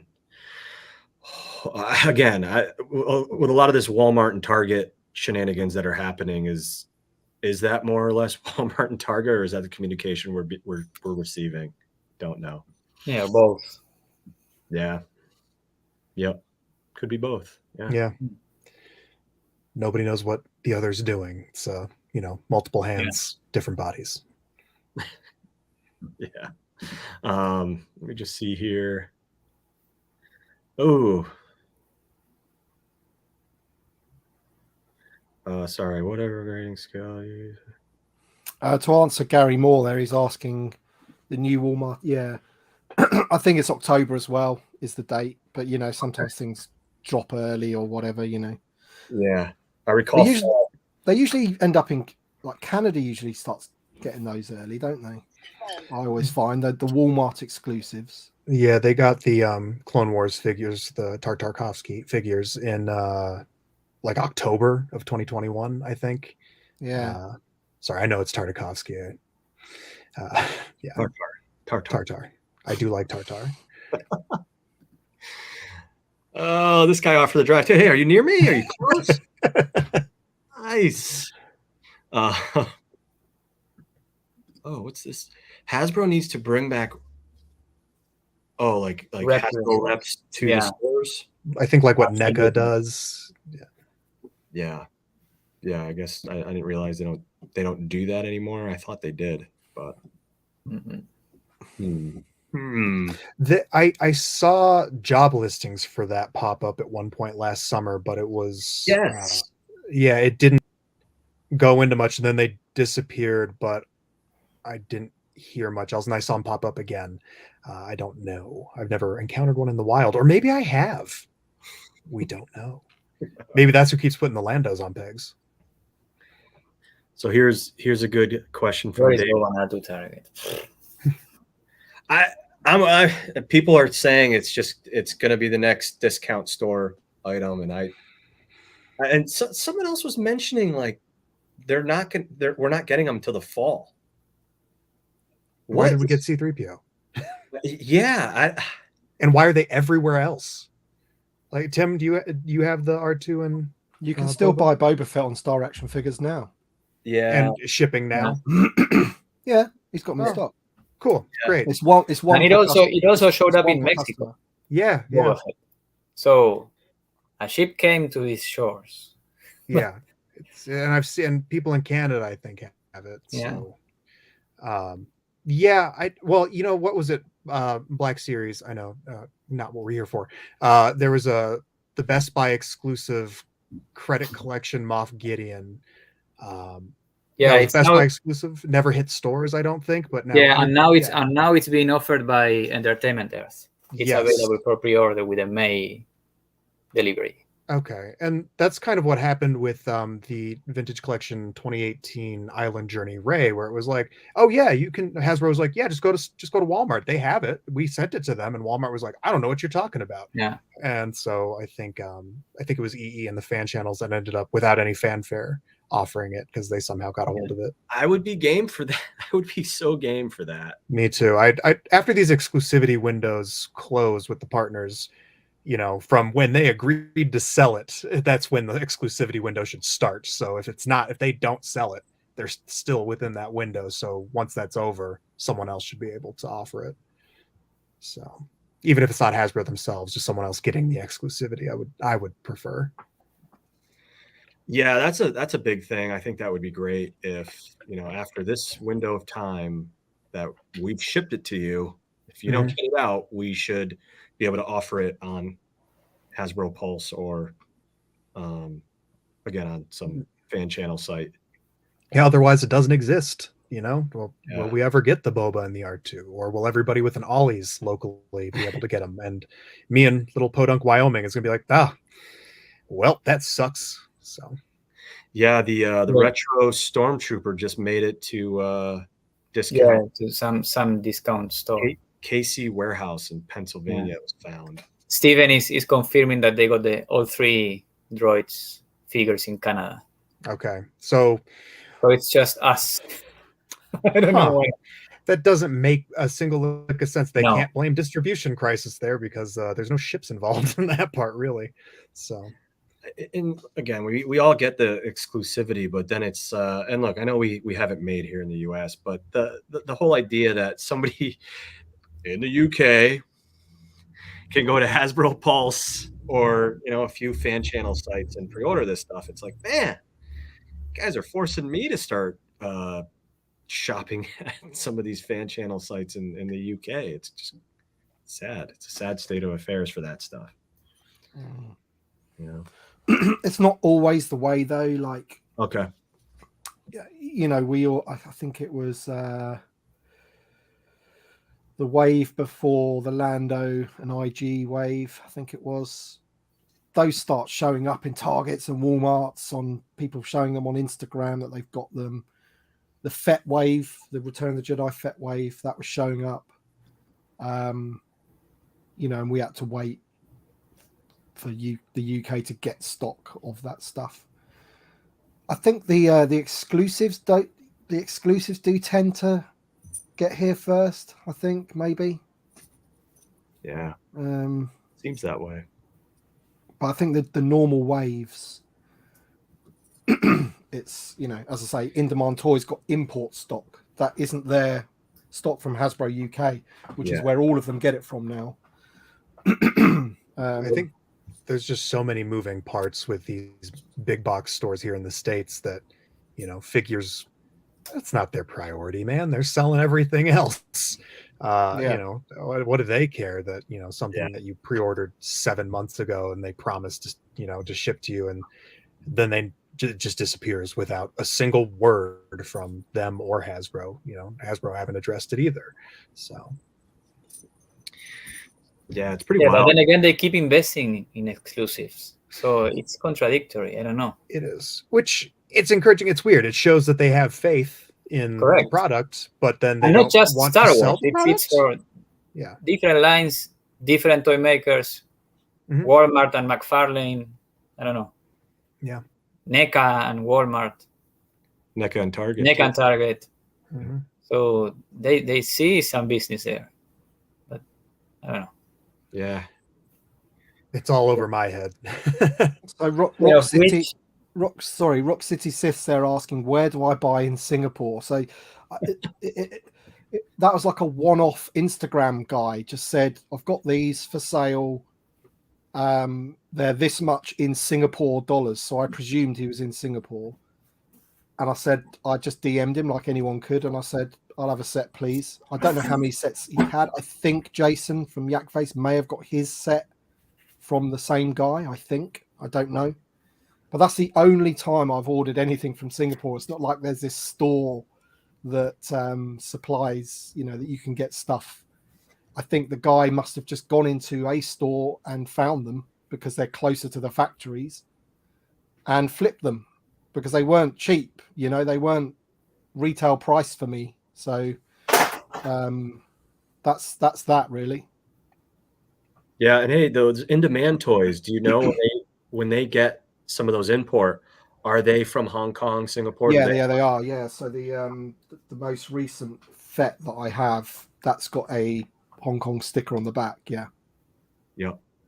Gotcha. So again, they must have some link to some factory or some distributor over there or something. But you know, I've never worked out who they are, and that's why they're a retail shop and I'm not, you know, because they've got these contacts, you know. But they've historically, we didn't used to have Hasbro UK. They had to order all this stuff from crazy distribution places, you know. So In Demand Toys used to get all of their stuff imported pretty much. But then now we do have Hasbro UK. They order all their stuff from there now. But In Demand Toys is clever. They still want to, you know, they know there's a market for people that want to get it earlier. So they get a certain amount of import stock. And also they do conventions. So they're going to be at Echo Live on next weekend. And I can bet you they would have saved some of that import stock that they didn't, you know, that they didn't put on their website for that show. So when people go to their stall, they've got all the new stuff, you know. Yeah. But it will be at a premium. It'll be an extra £2-3. I reckon a figure will be like $18.99 instead of $15.99, for example. You know, because they've obviously had to pay more to get it in. Yeah. I've got a solution for the droids figures. I will go buy them for an exorbitant price off eBay, and we will all get shipping notifications the next day. Go for it, please. Yeah. Sounds right. That's happened before too. But like, no, without plugging them, like Star Action Figures, they stopped delivering internationally for a while, but they are doing it again now. Oh yeah. So if you want like the Tartakovsky clones because yours all around arrived damaged and you couldn't guarantee them, Star Action Figures will send. You can buy them on Star Action Figures, but you're going to have to pay for the postage. So you expect to pay, I don't know, maybe $5 more a figure because you're sending a case over the Atlantic. Yeah. I bit the bullet with these next Walmart exclusives. I went to Star Action Figures and I bought a solid case of the Stormtrooper. I don't know if they'll come in a solid case. And then Yeah, they will. Yeah. Oh. And then I ordered just a 5-pack of the figures. Yeah. I'm really glad I had some insomnia that night. That's all I'll say. Yeah. I think I went in a group chat we're all in. I was like, guys. They'll probably open up that solid pack, John, to check that they're all okay. So it might not be a sealed solid case, but they'll check that they're okay before they send them to you. But yeah, the box will definitely have like Stormtrooper written on it or whatever. That's great to hear because a lot of stuff is coming damaged. I don't know if it's from Hasbro's distribution or through the transit from Hasbro to whatever wholesaler or distributor. Yeah. Well, the IG Emperor Tebow wave, it's virtually impossible to get a mint Tebow over here. Every case got damaged for every retailer. And when they were sending them out, people were complaining to the retailer going, "You've sent me a damaged Emperor or Tebow." It's like, well, that's how we got them, Yeah. And I think Star Action Figures even like did a video of them cutting open a fresh case and said, "This is how they look, damaged, straight out the case." So that happened with EE over here too. Yeah, they got a ton down. I got a mangled case that was the worst shape I've ever seen figures in, and direct from EE didn't do anything to it. That's just how it showed up. I think it was one of the that was the wave that they air mailed over here to the States to kind of skip. It was while the ships were backed up. So yeah, those were hard to find. Tim, do you have a mint Tebow? I've got a couple of Tebows. I couldn't tell you if one was like as mint as another figure I've got. Probably not. It's probably got some kind of crease above the hanger or something. If you I might have been lucky. I probably ordered a few to try and get one. Okay. Well, if you end up needing one, I think I have a spare minty Tebow. So is that in your palette that you've got behind you? Yeah? Don't ask about that. Don't worry about that. Don't trouble yourself with that. Yeah, I actually got on the horn with EE and had a lengthy conversation about the damaged product. I mean, I saw quite a bit of returns, we'll put it that way, through our account with them. So it's troubling. And I opened a Power Droid case. Every one of them was damaged recently. An Emperor Solid case, all of them were damaged. Yeah. And Corey, one of our other admins, I'm pretty sure, Augustine, correct me if I'm wrong, I forget, I think it was him. He showed the shipping case or the packing case from 2018 and compared it to the case now. Even those are way thinner. Way less protective from and that's the thing. I remember Eddie from Darkside was talking about, man, there's times where pallets are packed wrong and we get just a whole slew of figures that boxes are crushed and we can't do anything about it. Like we have to put them in a damaged on the damaged, what do you call it, as a damaged non-mint thing. Yeah. So that's just they even sell loose. Right. Yeah. Well, no, look at it this way. They're sending him to you preemptively one-hand bubble crushed, so you don't have to waste your time, John. Yeah, and people get really offended sometimes with the one-handed bubble crush, and half the time I'm like, dude, I have a couple of these and this one's mangled. I'm opening a mangled card. Relax, and it's my money. I'll do what I want with it. Ugh. Yeah, it's also good to remember that we're we're all grown men with the privilege of enjoying this hobby. So, it's ridiculous when you think about it. And I love it. So I'm glad we're all in good company. It's fun. So it's important to us. But yeah, it's in the grand scheme, it can be trivial things to get upset about. Yeah, it's like, wow, apparently I'm supposed to offer it to somebody if it's a mint card and I'm going to bubble crush it that didn't get a mint card and do the nice thing and trade with them. And it's like, what? That doesn't sound fair to me at all. Like, I don't know if you're a Sounds like a lot smoker, of work. I don't know what this figure has been through. Yeah. If it's a loose figure, like, I don't know. It gets wild. Now, let me show you going back to how Walmart or Amazon deal with shipping. This is a 6-inch figure, not a Star Wars. This is a Walgreens exclusive. Walgreens. Yeah. Wow. What? Came mint. And inside the box, there were air pillows. So this is proof that you can do it properly. Yeah. Wow. A lot of interesting cost-cutting measures that are frustrating when the prices increase on these things. And this is mint. And this is a Baron Zemo comic version. Nice. That looks pretty. So it can be done. Wrong scale, but it looks pretty. Wrong scale. Yeah, somebody called me a soul crusher too. I was like, yes, good. One hand soul crushing twist. Boy. So yeah, speaking of pre-orders, we have 36, I believe, currently outstanding. 36 figures. That's right. I'm going to trust you on that.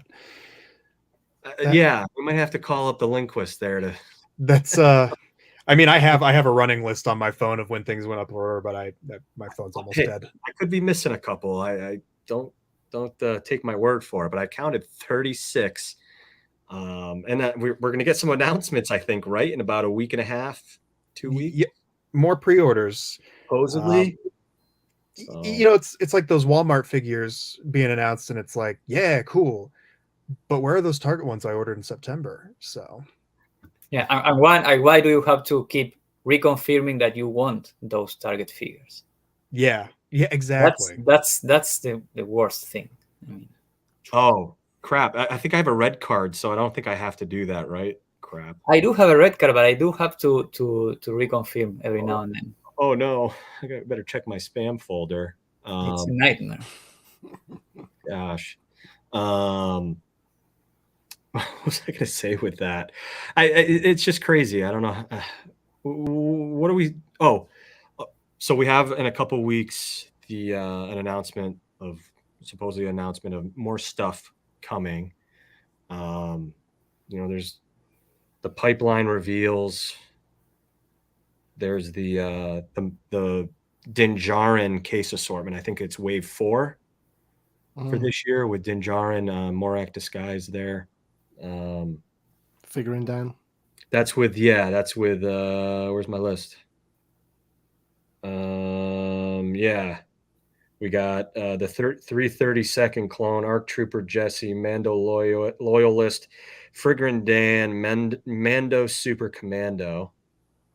So hopefully we'll see some of those actual figures soon. And it is 36. Yeah, I just confirmed with my list, and my list nice. My list goes. So yeah. Sweet, dude, we're in sync. Yeah. Yeah, that's a lot. And I think that's all 2022. I think it's all 2022 budget. So, budget. Yeah, right? That's the way to put it, because we don't know if we're going to get them all in 2022. Yeah. Yeah. I mean, just curious what your guys' thoughts are with that. I mean, do we need an app? Somebody needs to make an app to start tracking our pre-orders. Yeah. What dent all these pre-orders are going to do to my wallet? Yeah, your future wallet. I guess that's one thing, isn't it? That you don't have to pay for them now, I guess. But like when they do hit, I think it's the end of last year, everything was just hitting all at once. It's like, man, this is crazy. Like, how much is this costing? It's a false sense of security where it's like, yeah, I ordered 2 of the Jabba's throne room, and then me in March of 2022 is going to be like, yeah, that was a good idea. Go for it, Evan. And then me in March of 2023 is going to be like, I hope I die tomorrow because there's no way I can justify this. So you need that separate account. yeah, You hide away for all your pre-orders. Yeah. It's like the I think it's the Bib Fortuna wave. Like one retailer sent me my thing. Pay for this now. It's coming in stock. Okay, done that.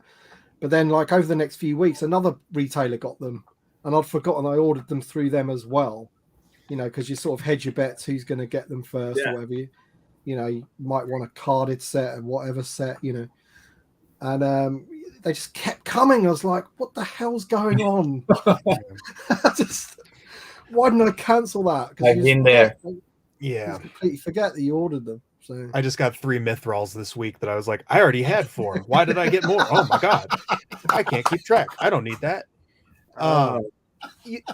It's tough, man. Like it's tough too, because looking at it, where a lot of the pre-orders we have are after where like are farther ahead than other things that have been pipelined and stuff, and it's like, can we just do this in order? Can we know what's coming next and order the things that are coming the soonest?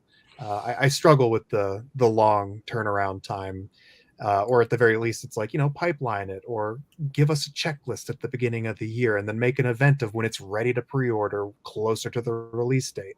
Like, the toy fairs where it's like, here's what we're offering for the rest of the year. And, with surprises, of course, peppered in, as it used to be once upon a time. So, right.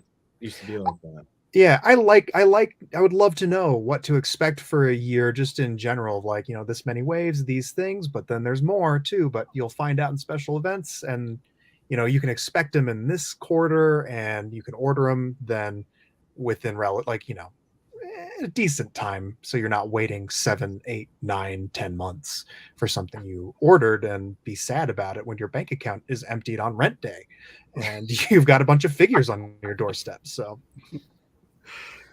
and that's the thing. Before COVID, they used to have a lot of events they were going to, right? So they would like dribble 2 or 3 figures at a time. Stormtrooper Luke, the origin story of the AdSW TVC Instagram. We were so sad, like, oh, that's the reveal for the summer. Cool, time to mobilize. Yeah, that's when Tim and the Bantha Skull boys got very angry.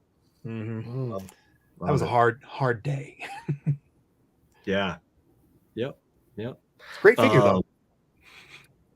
Yeah, just a tip for. What's that, Tim? I was agreeing. It's a good figure. That yeah. The second time it was just as nice. Great. So just a tip to you pre-order guys. If you find them in store, save those receipts, because you can easily return with those receipts that you used in store. Yeah. I don't do that much more these days, because usually I don't find anything. And speaking of that, the Emperor wave with IG-11 Lando, that 3 Landos. That wave keeps showing up. It just showed up at my Target again today. I saw it, a new fresh case today, and they already had 9 Landos, so they just got more. Wow. That's the other thing you can do, right? Is, here's a mint IG-11. I only have 3 mint ones and 6 crushed ones, so I'm going to buy this mint IG-11 and return one of my crushed ones. Yeah, or buy this one and then forget to return anything, and then somehow end up with 6 IG-11s. We are a pathetic group of collectors. Listen, I love us. I love our priorities, and I weep for our loved ones.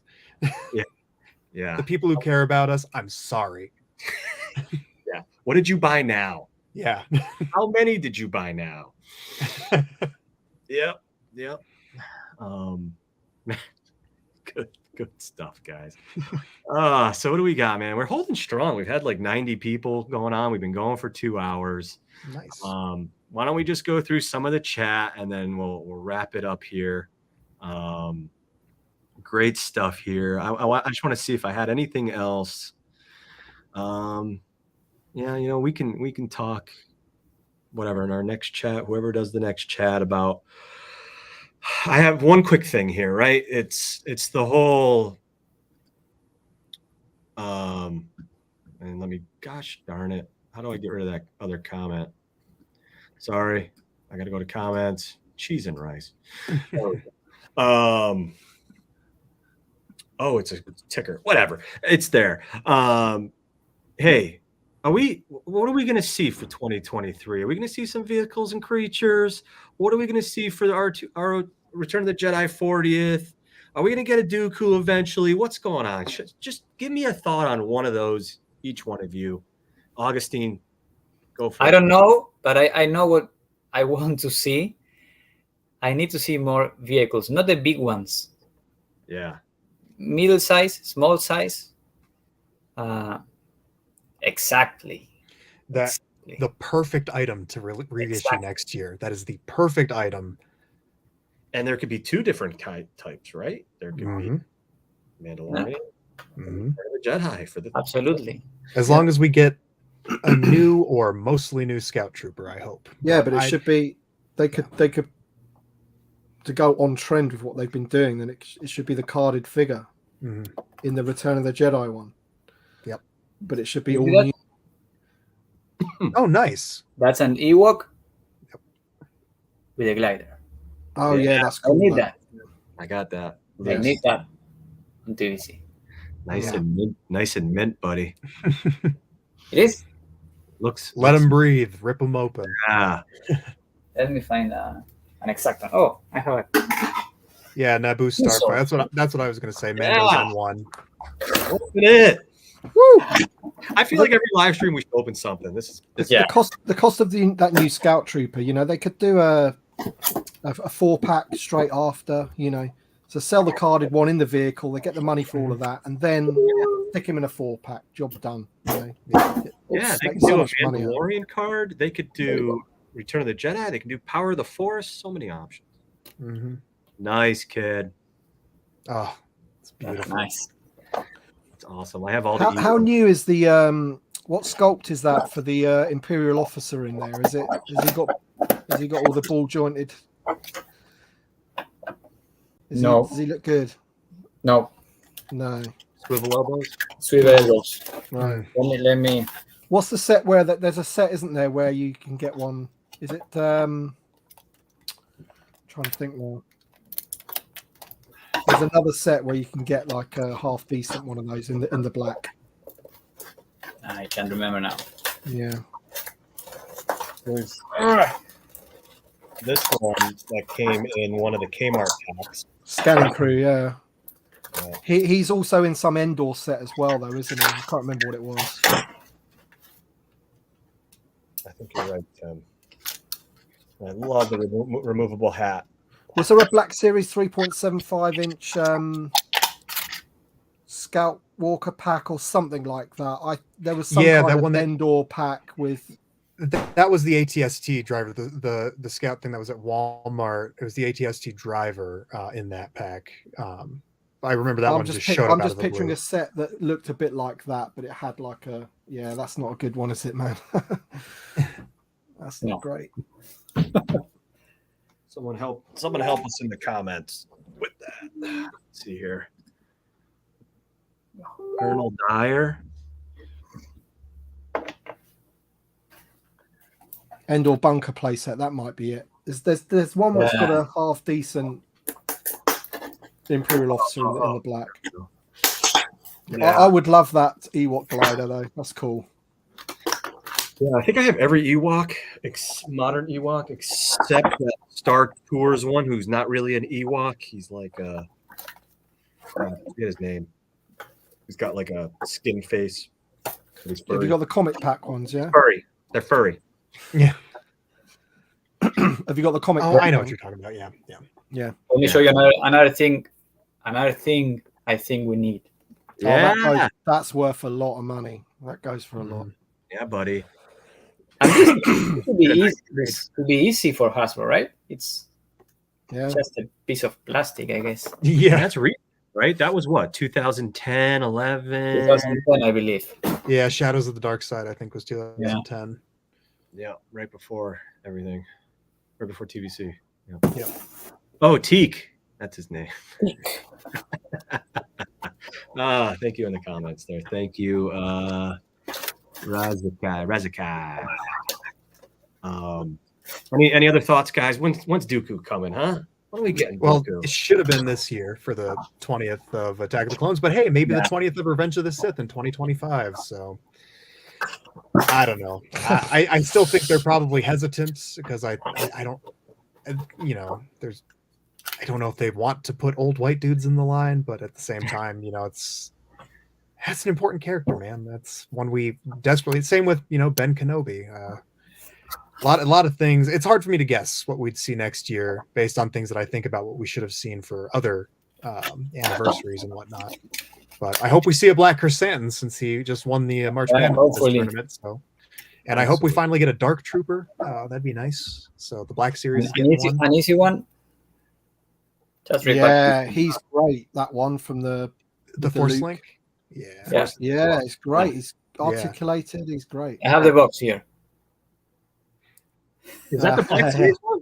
Yeah, this is the Black Series.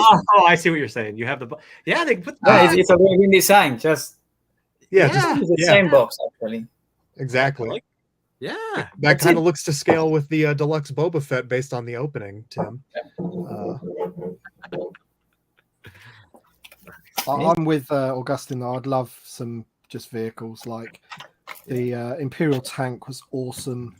I want more stuff like that. You know, maybe we could get the mod bikes. Ooh. Yeah. least favorite part of Book of Boba Fett. I don't want the mod bikes. I don't want them, but if they made them, I would still buy them. So, but I wouldn't mind a new EOP. So, hey, there you with go. Obi-Wan Kenobi, I want all the Obi-Wan Kenobi stuff. Please inject it into my veins. We need that all. I did have. I'm sorry. I did have in there 2022 stuff too. So hopefully we see some stuff announced for that. And this may sound petty, but it's not necessarily motivated by being petty or whatever. But I would love a Rancor repacked, the really good Rancor that we have in 3 3/4 inch. I would like to see that repacked in TVC proper Kenner packaging, you know, with a Malakili on card packed in. I would go nuts for that. I love that Rancor. I just got one a few months ago during the HasLab campaign. There you go. So I didn't get the Black Series one. No one got the Black Series one, but I got Would you want wrists added? Like wrist articulation added? Yeah, I would like that. Maybe a little more shoulder. But as is, I mean, I would take it straight up. But cute, buddy. Yeah, man, that would be awesome, and that'd be a great idea to like just do a little bit of retooling on them. You know, partial tool Malakili, which you know, this is 2009 Legacy Collection one. Great figures, slap photo reel on it. Put them on a nice Return of the Jedi card, or even a Power of the Force card with a coin. Pack them in with that's a win. Rancor. Finish the 96. So.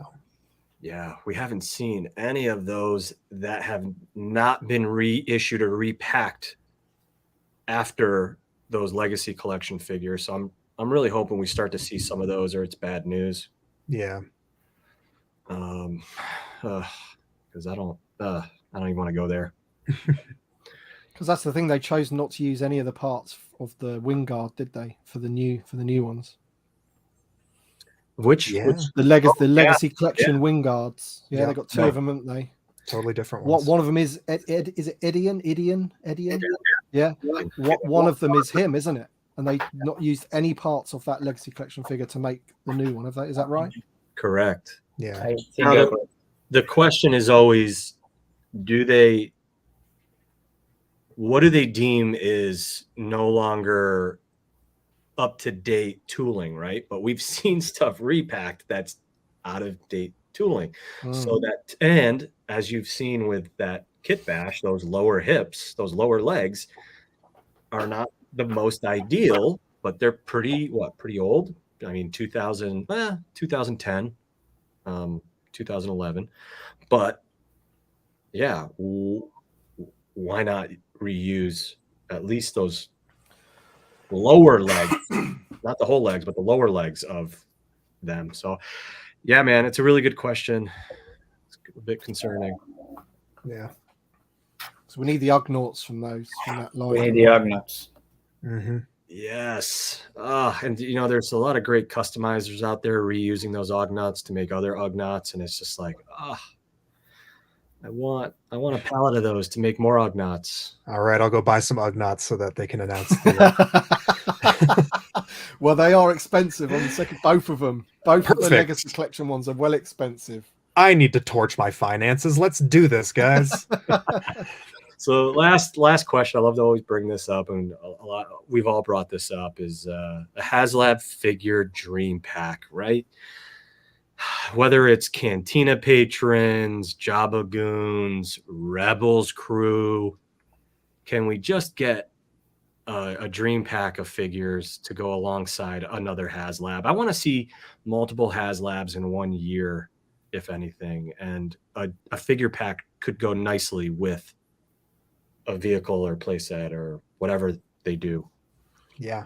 Yeah. I think it's something they should definitely at least experiment with and see what happens, Because at the end of the day, if it doesn't look back, it doesn't back, does it? And of course, they're wasting a little bit of money on marketing and design and what have you. But I think a lot of people would be interested. I mean, obviously, it does come down to character choices, but if you said, here's 12 Cantina aliens, for example, that'd be pretty awesome. Yeah.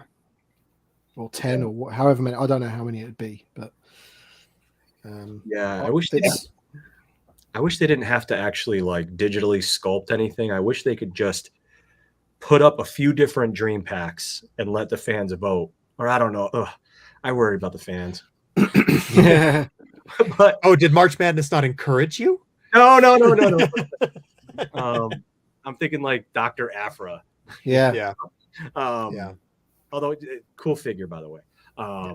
Yep. And cool 3-pack. Yeah, a cool 3-pack for sure. But I heard it was like a big joke. I heard it was like I wasn't. There was some kind of control. Yeah. Maybe it was a bit fixed or something. I don't know, or some foul play going on. One dude in there and so many people would be out. I struggle with the figure pack idea. Yeah, I can. You'd buy it though. You'd buy it, Chad. I know you would. That is the tough part of it, is how do they sell every figure in that pack and make people. Well, thinking about it, for example, with the Ghost crew, I think that would be a great figure pack if they did the Ghost, and that's I've seen a couple people mention it in the comments. If they did the Ghost and then the Ghost crew pack, include a couple with the Ghost itself, and then do a pack of Rebels characters as a supplemental complementary HasLab, but make it unique, as in like give them unique cards and accessories, and then then Hasbro can get their money's worth, not only from having all the tooling paid for by those figures existing as a HasLab, but then they can start taking the assets from those figures and make either slightly different versions, like the season 3 and 4 look of Kanan and Ezra, or give them different accessories with different card backs that are numbered in the main line, so that you don't have to get it to get those figures. But if you're someone who wants unique card backs and you want the extra bells and whistles that come with a HasLab, you get that. So there's perks to it. That's a great point. It should be something that there's a unique specialness to the HasLab, but those figures can be sold afterwards. Yeah. Absolutely. But because there's demand for those characters in particular. So there's got to be that incentive within the HasLab to make sure people back it and not wait till they're offered. Carbonize them, please God, don't. Please God, I regret that. Don't strike that. Bleep, bleep, bleep. Nice, guys. With the ghost ones, you could have the Ghost crew like on realistic looking card backs, and then do a Gendy version for the Rebels, like have them on the animated card backs. There's all sorts of things they could do with those to sell them in multiple ways. repaint Sabine a few times to get her different seasons looks. Hey, animated styling. Yeah. Great idea. Paint them animated style too. Yeah. Nice, man. Hey, I would love to see it. I'm afraid what the price would be, but my wallet's ready for that. If that means we get something that we might not get otherwise. Yeah. So, I'm all for it. And as long as, and with the HasLab 2, again, it'd be, if you back it, you're helping fund these figures to exist so that everyone can have a chance at them later. So Hasbro doesn't have to take as big a risk, which, it seems ridiculous. Big rich company having to rely on our dollars for it. But it's 2022, man. Carbonized my ass. Yeah, I'm sorry I said it. I feel filthy. I hate what I said. I hate myself. All right, guys. Well, it's been a great stream. I want to just go around. Oh, This is another thing that we need to get. Not this particular thing, but I mean like accessories. is that the bunker? What is that? No, this came with the cardboard playset. Remember from Solo? Oh, Yeah. But I never opened that. the door is amazing. What is that? Is that the Vandor? Which one did that come? Yes, The I Vandor think so. one. Yeah, not the Kessel one, the other one. Right. Yeah. wow! I didn't It's know it amazing. had plastic pieces in there. Yeah, no articulation, no anything. It's just a door. Hey, I dig it. dig it. Cool. Easy Awesome. money for Hasbro. Yes, easy money. They love that. Yep. All right. Well, hey, it's been an amazing couple hours. If we go any further, I might urinate myself. I always have that problem. But hey, great chatting with you guys. Thank you guys for coming on. Why don't we just go around the room, Thank you. go around each one of you and just say where people can find you and any closing thoughts you might have. So, Tim, why don't we start with you, my friend? I I think everyone knows where to find you. You can find me. You can find me on the YouTube channel Bosk's Bounty, or my website boskbounty.com, or any other social media platform that's Bosk's Bounty. I managed to grab them all, which is good. Closing thoughts. Just thanks for having me on. It's been a great chat. Always want to talk TVC and talk Star Wars toys. So it's been awesome, man. So thanks very much. But yeah, just bring it on. Bring on more cool stuff. Bring it on. More pre-orders. Come on. Yeah. Make it 46 by next week. August 2024. What's that? For 2024. Yeah. Go ahead, my friend. Thank you for having me. It's been a pleasure. You can find me on Instagram. I don't do much, honestly, but you can find me. Giavedonia. That's Giavedonia. I have to change that. I didn't select that. Make it a bit easier. Yeah, exactly. But otherwise, you can find me in the Star Wars The Vintage Collection Facebook group. That's right, my friend. Always there to help people find. Yeah, with an in-stock alert, probably. Yeah, he's great with the in-stock alerts. So, thank you. That's my specialty. And Evan, what you got, man? Close us out. All right, man. Oh.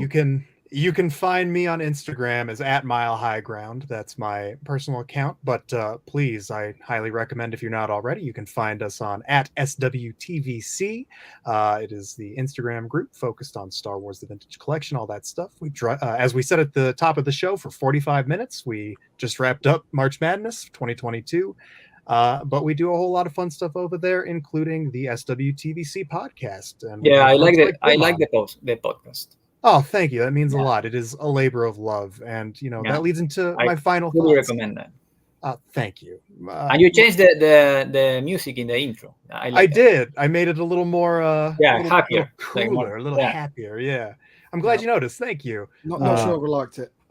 Oh, No, I'm ouch, just thanks. kidding. I'm just kidding, mate. I'm just kidding. Again, it's like I'm in a chat room of my mom. No, it was like I can't handle this. It's changed. What's going on? No, it's good, man. My final thoughts, I just want to say, it's a privilege to be able to sit here and chat with you guys and all the people in the chat and the community in general, that we get to share this silly hobby together and have these passions, get to talk about things, nerd out. And I'm just honored to be here, and I'm having a blast. And I just want to thank everybody for taking the initiative and time to engage and talk with each other, then include me every once in a while. Yeah, man, you got it. Well, cool, guys. Well, hey, this is John Miko. Thank you guys again for joining us. May the force be with you, and enjoy the rest of your weekend. Adios. All right. Take care. See you guys. See ya. See ya. Augustine, don't leave.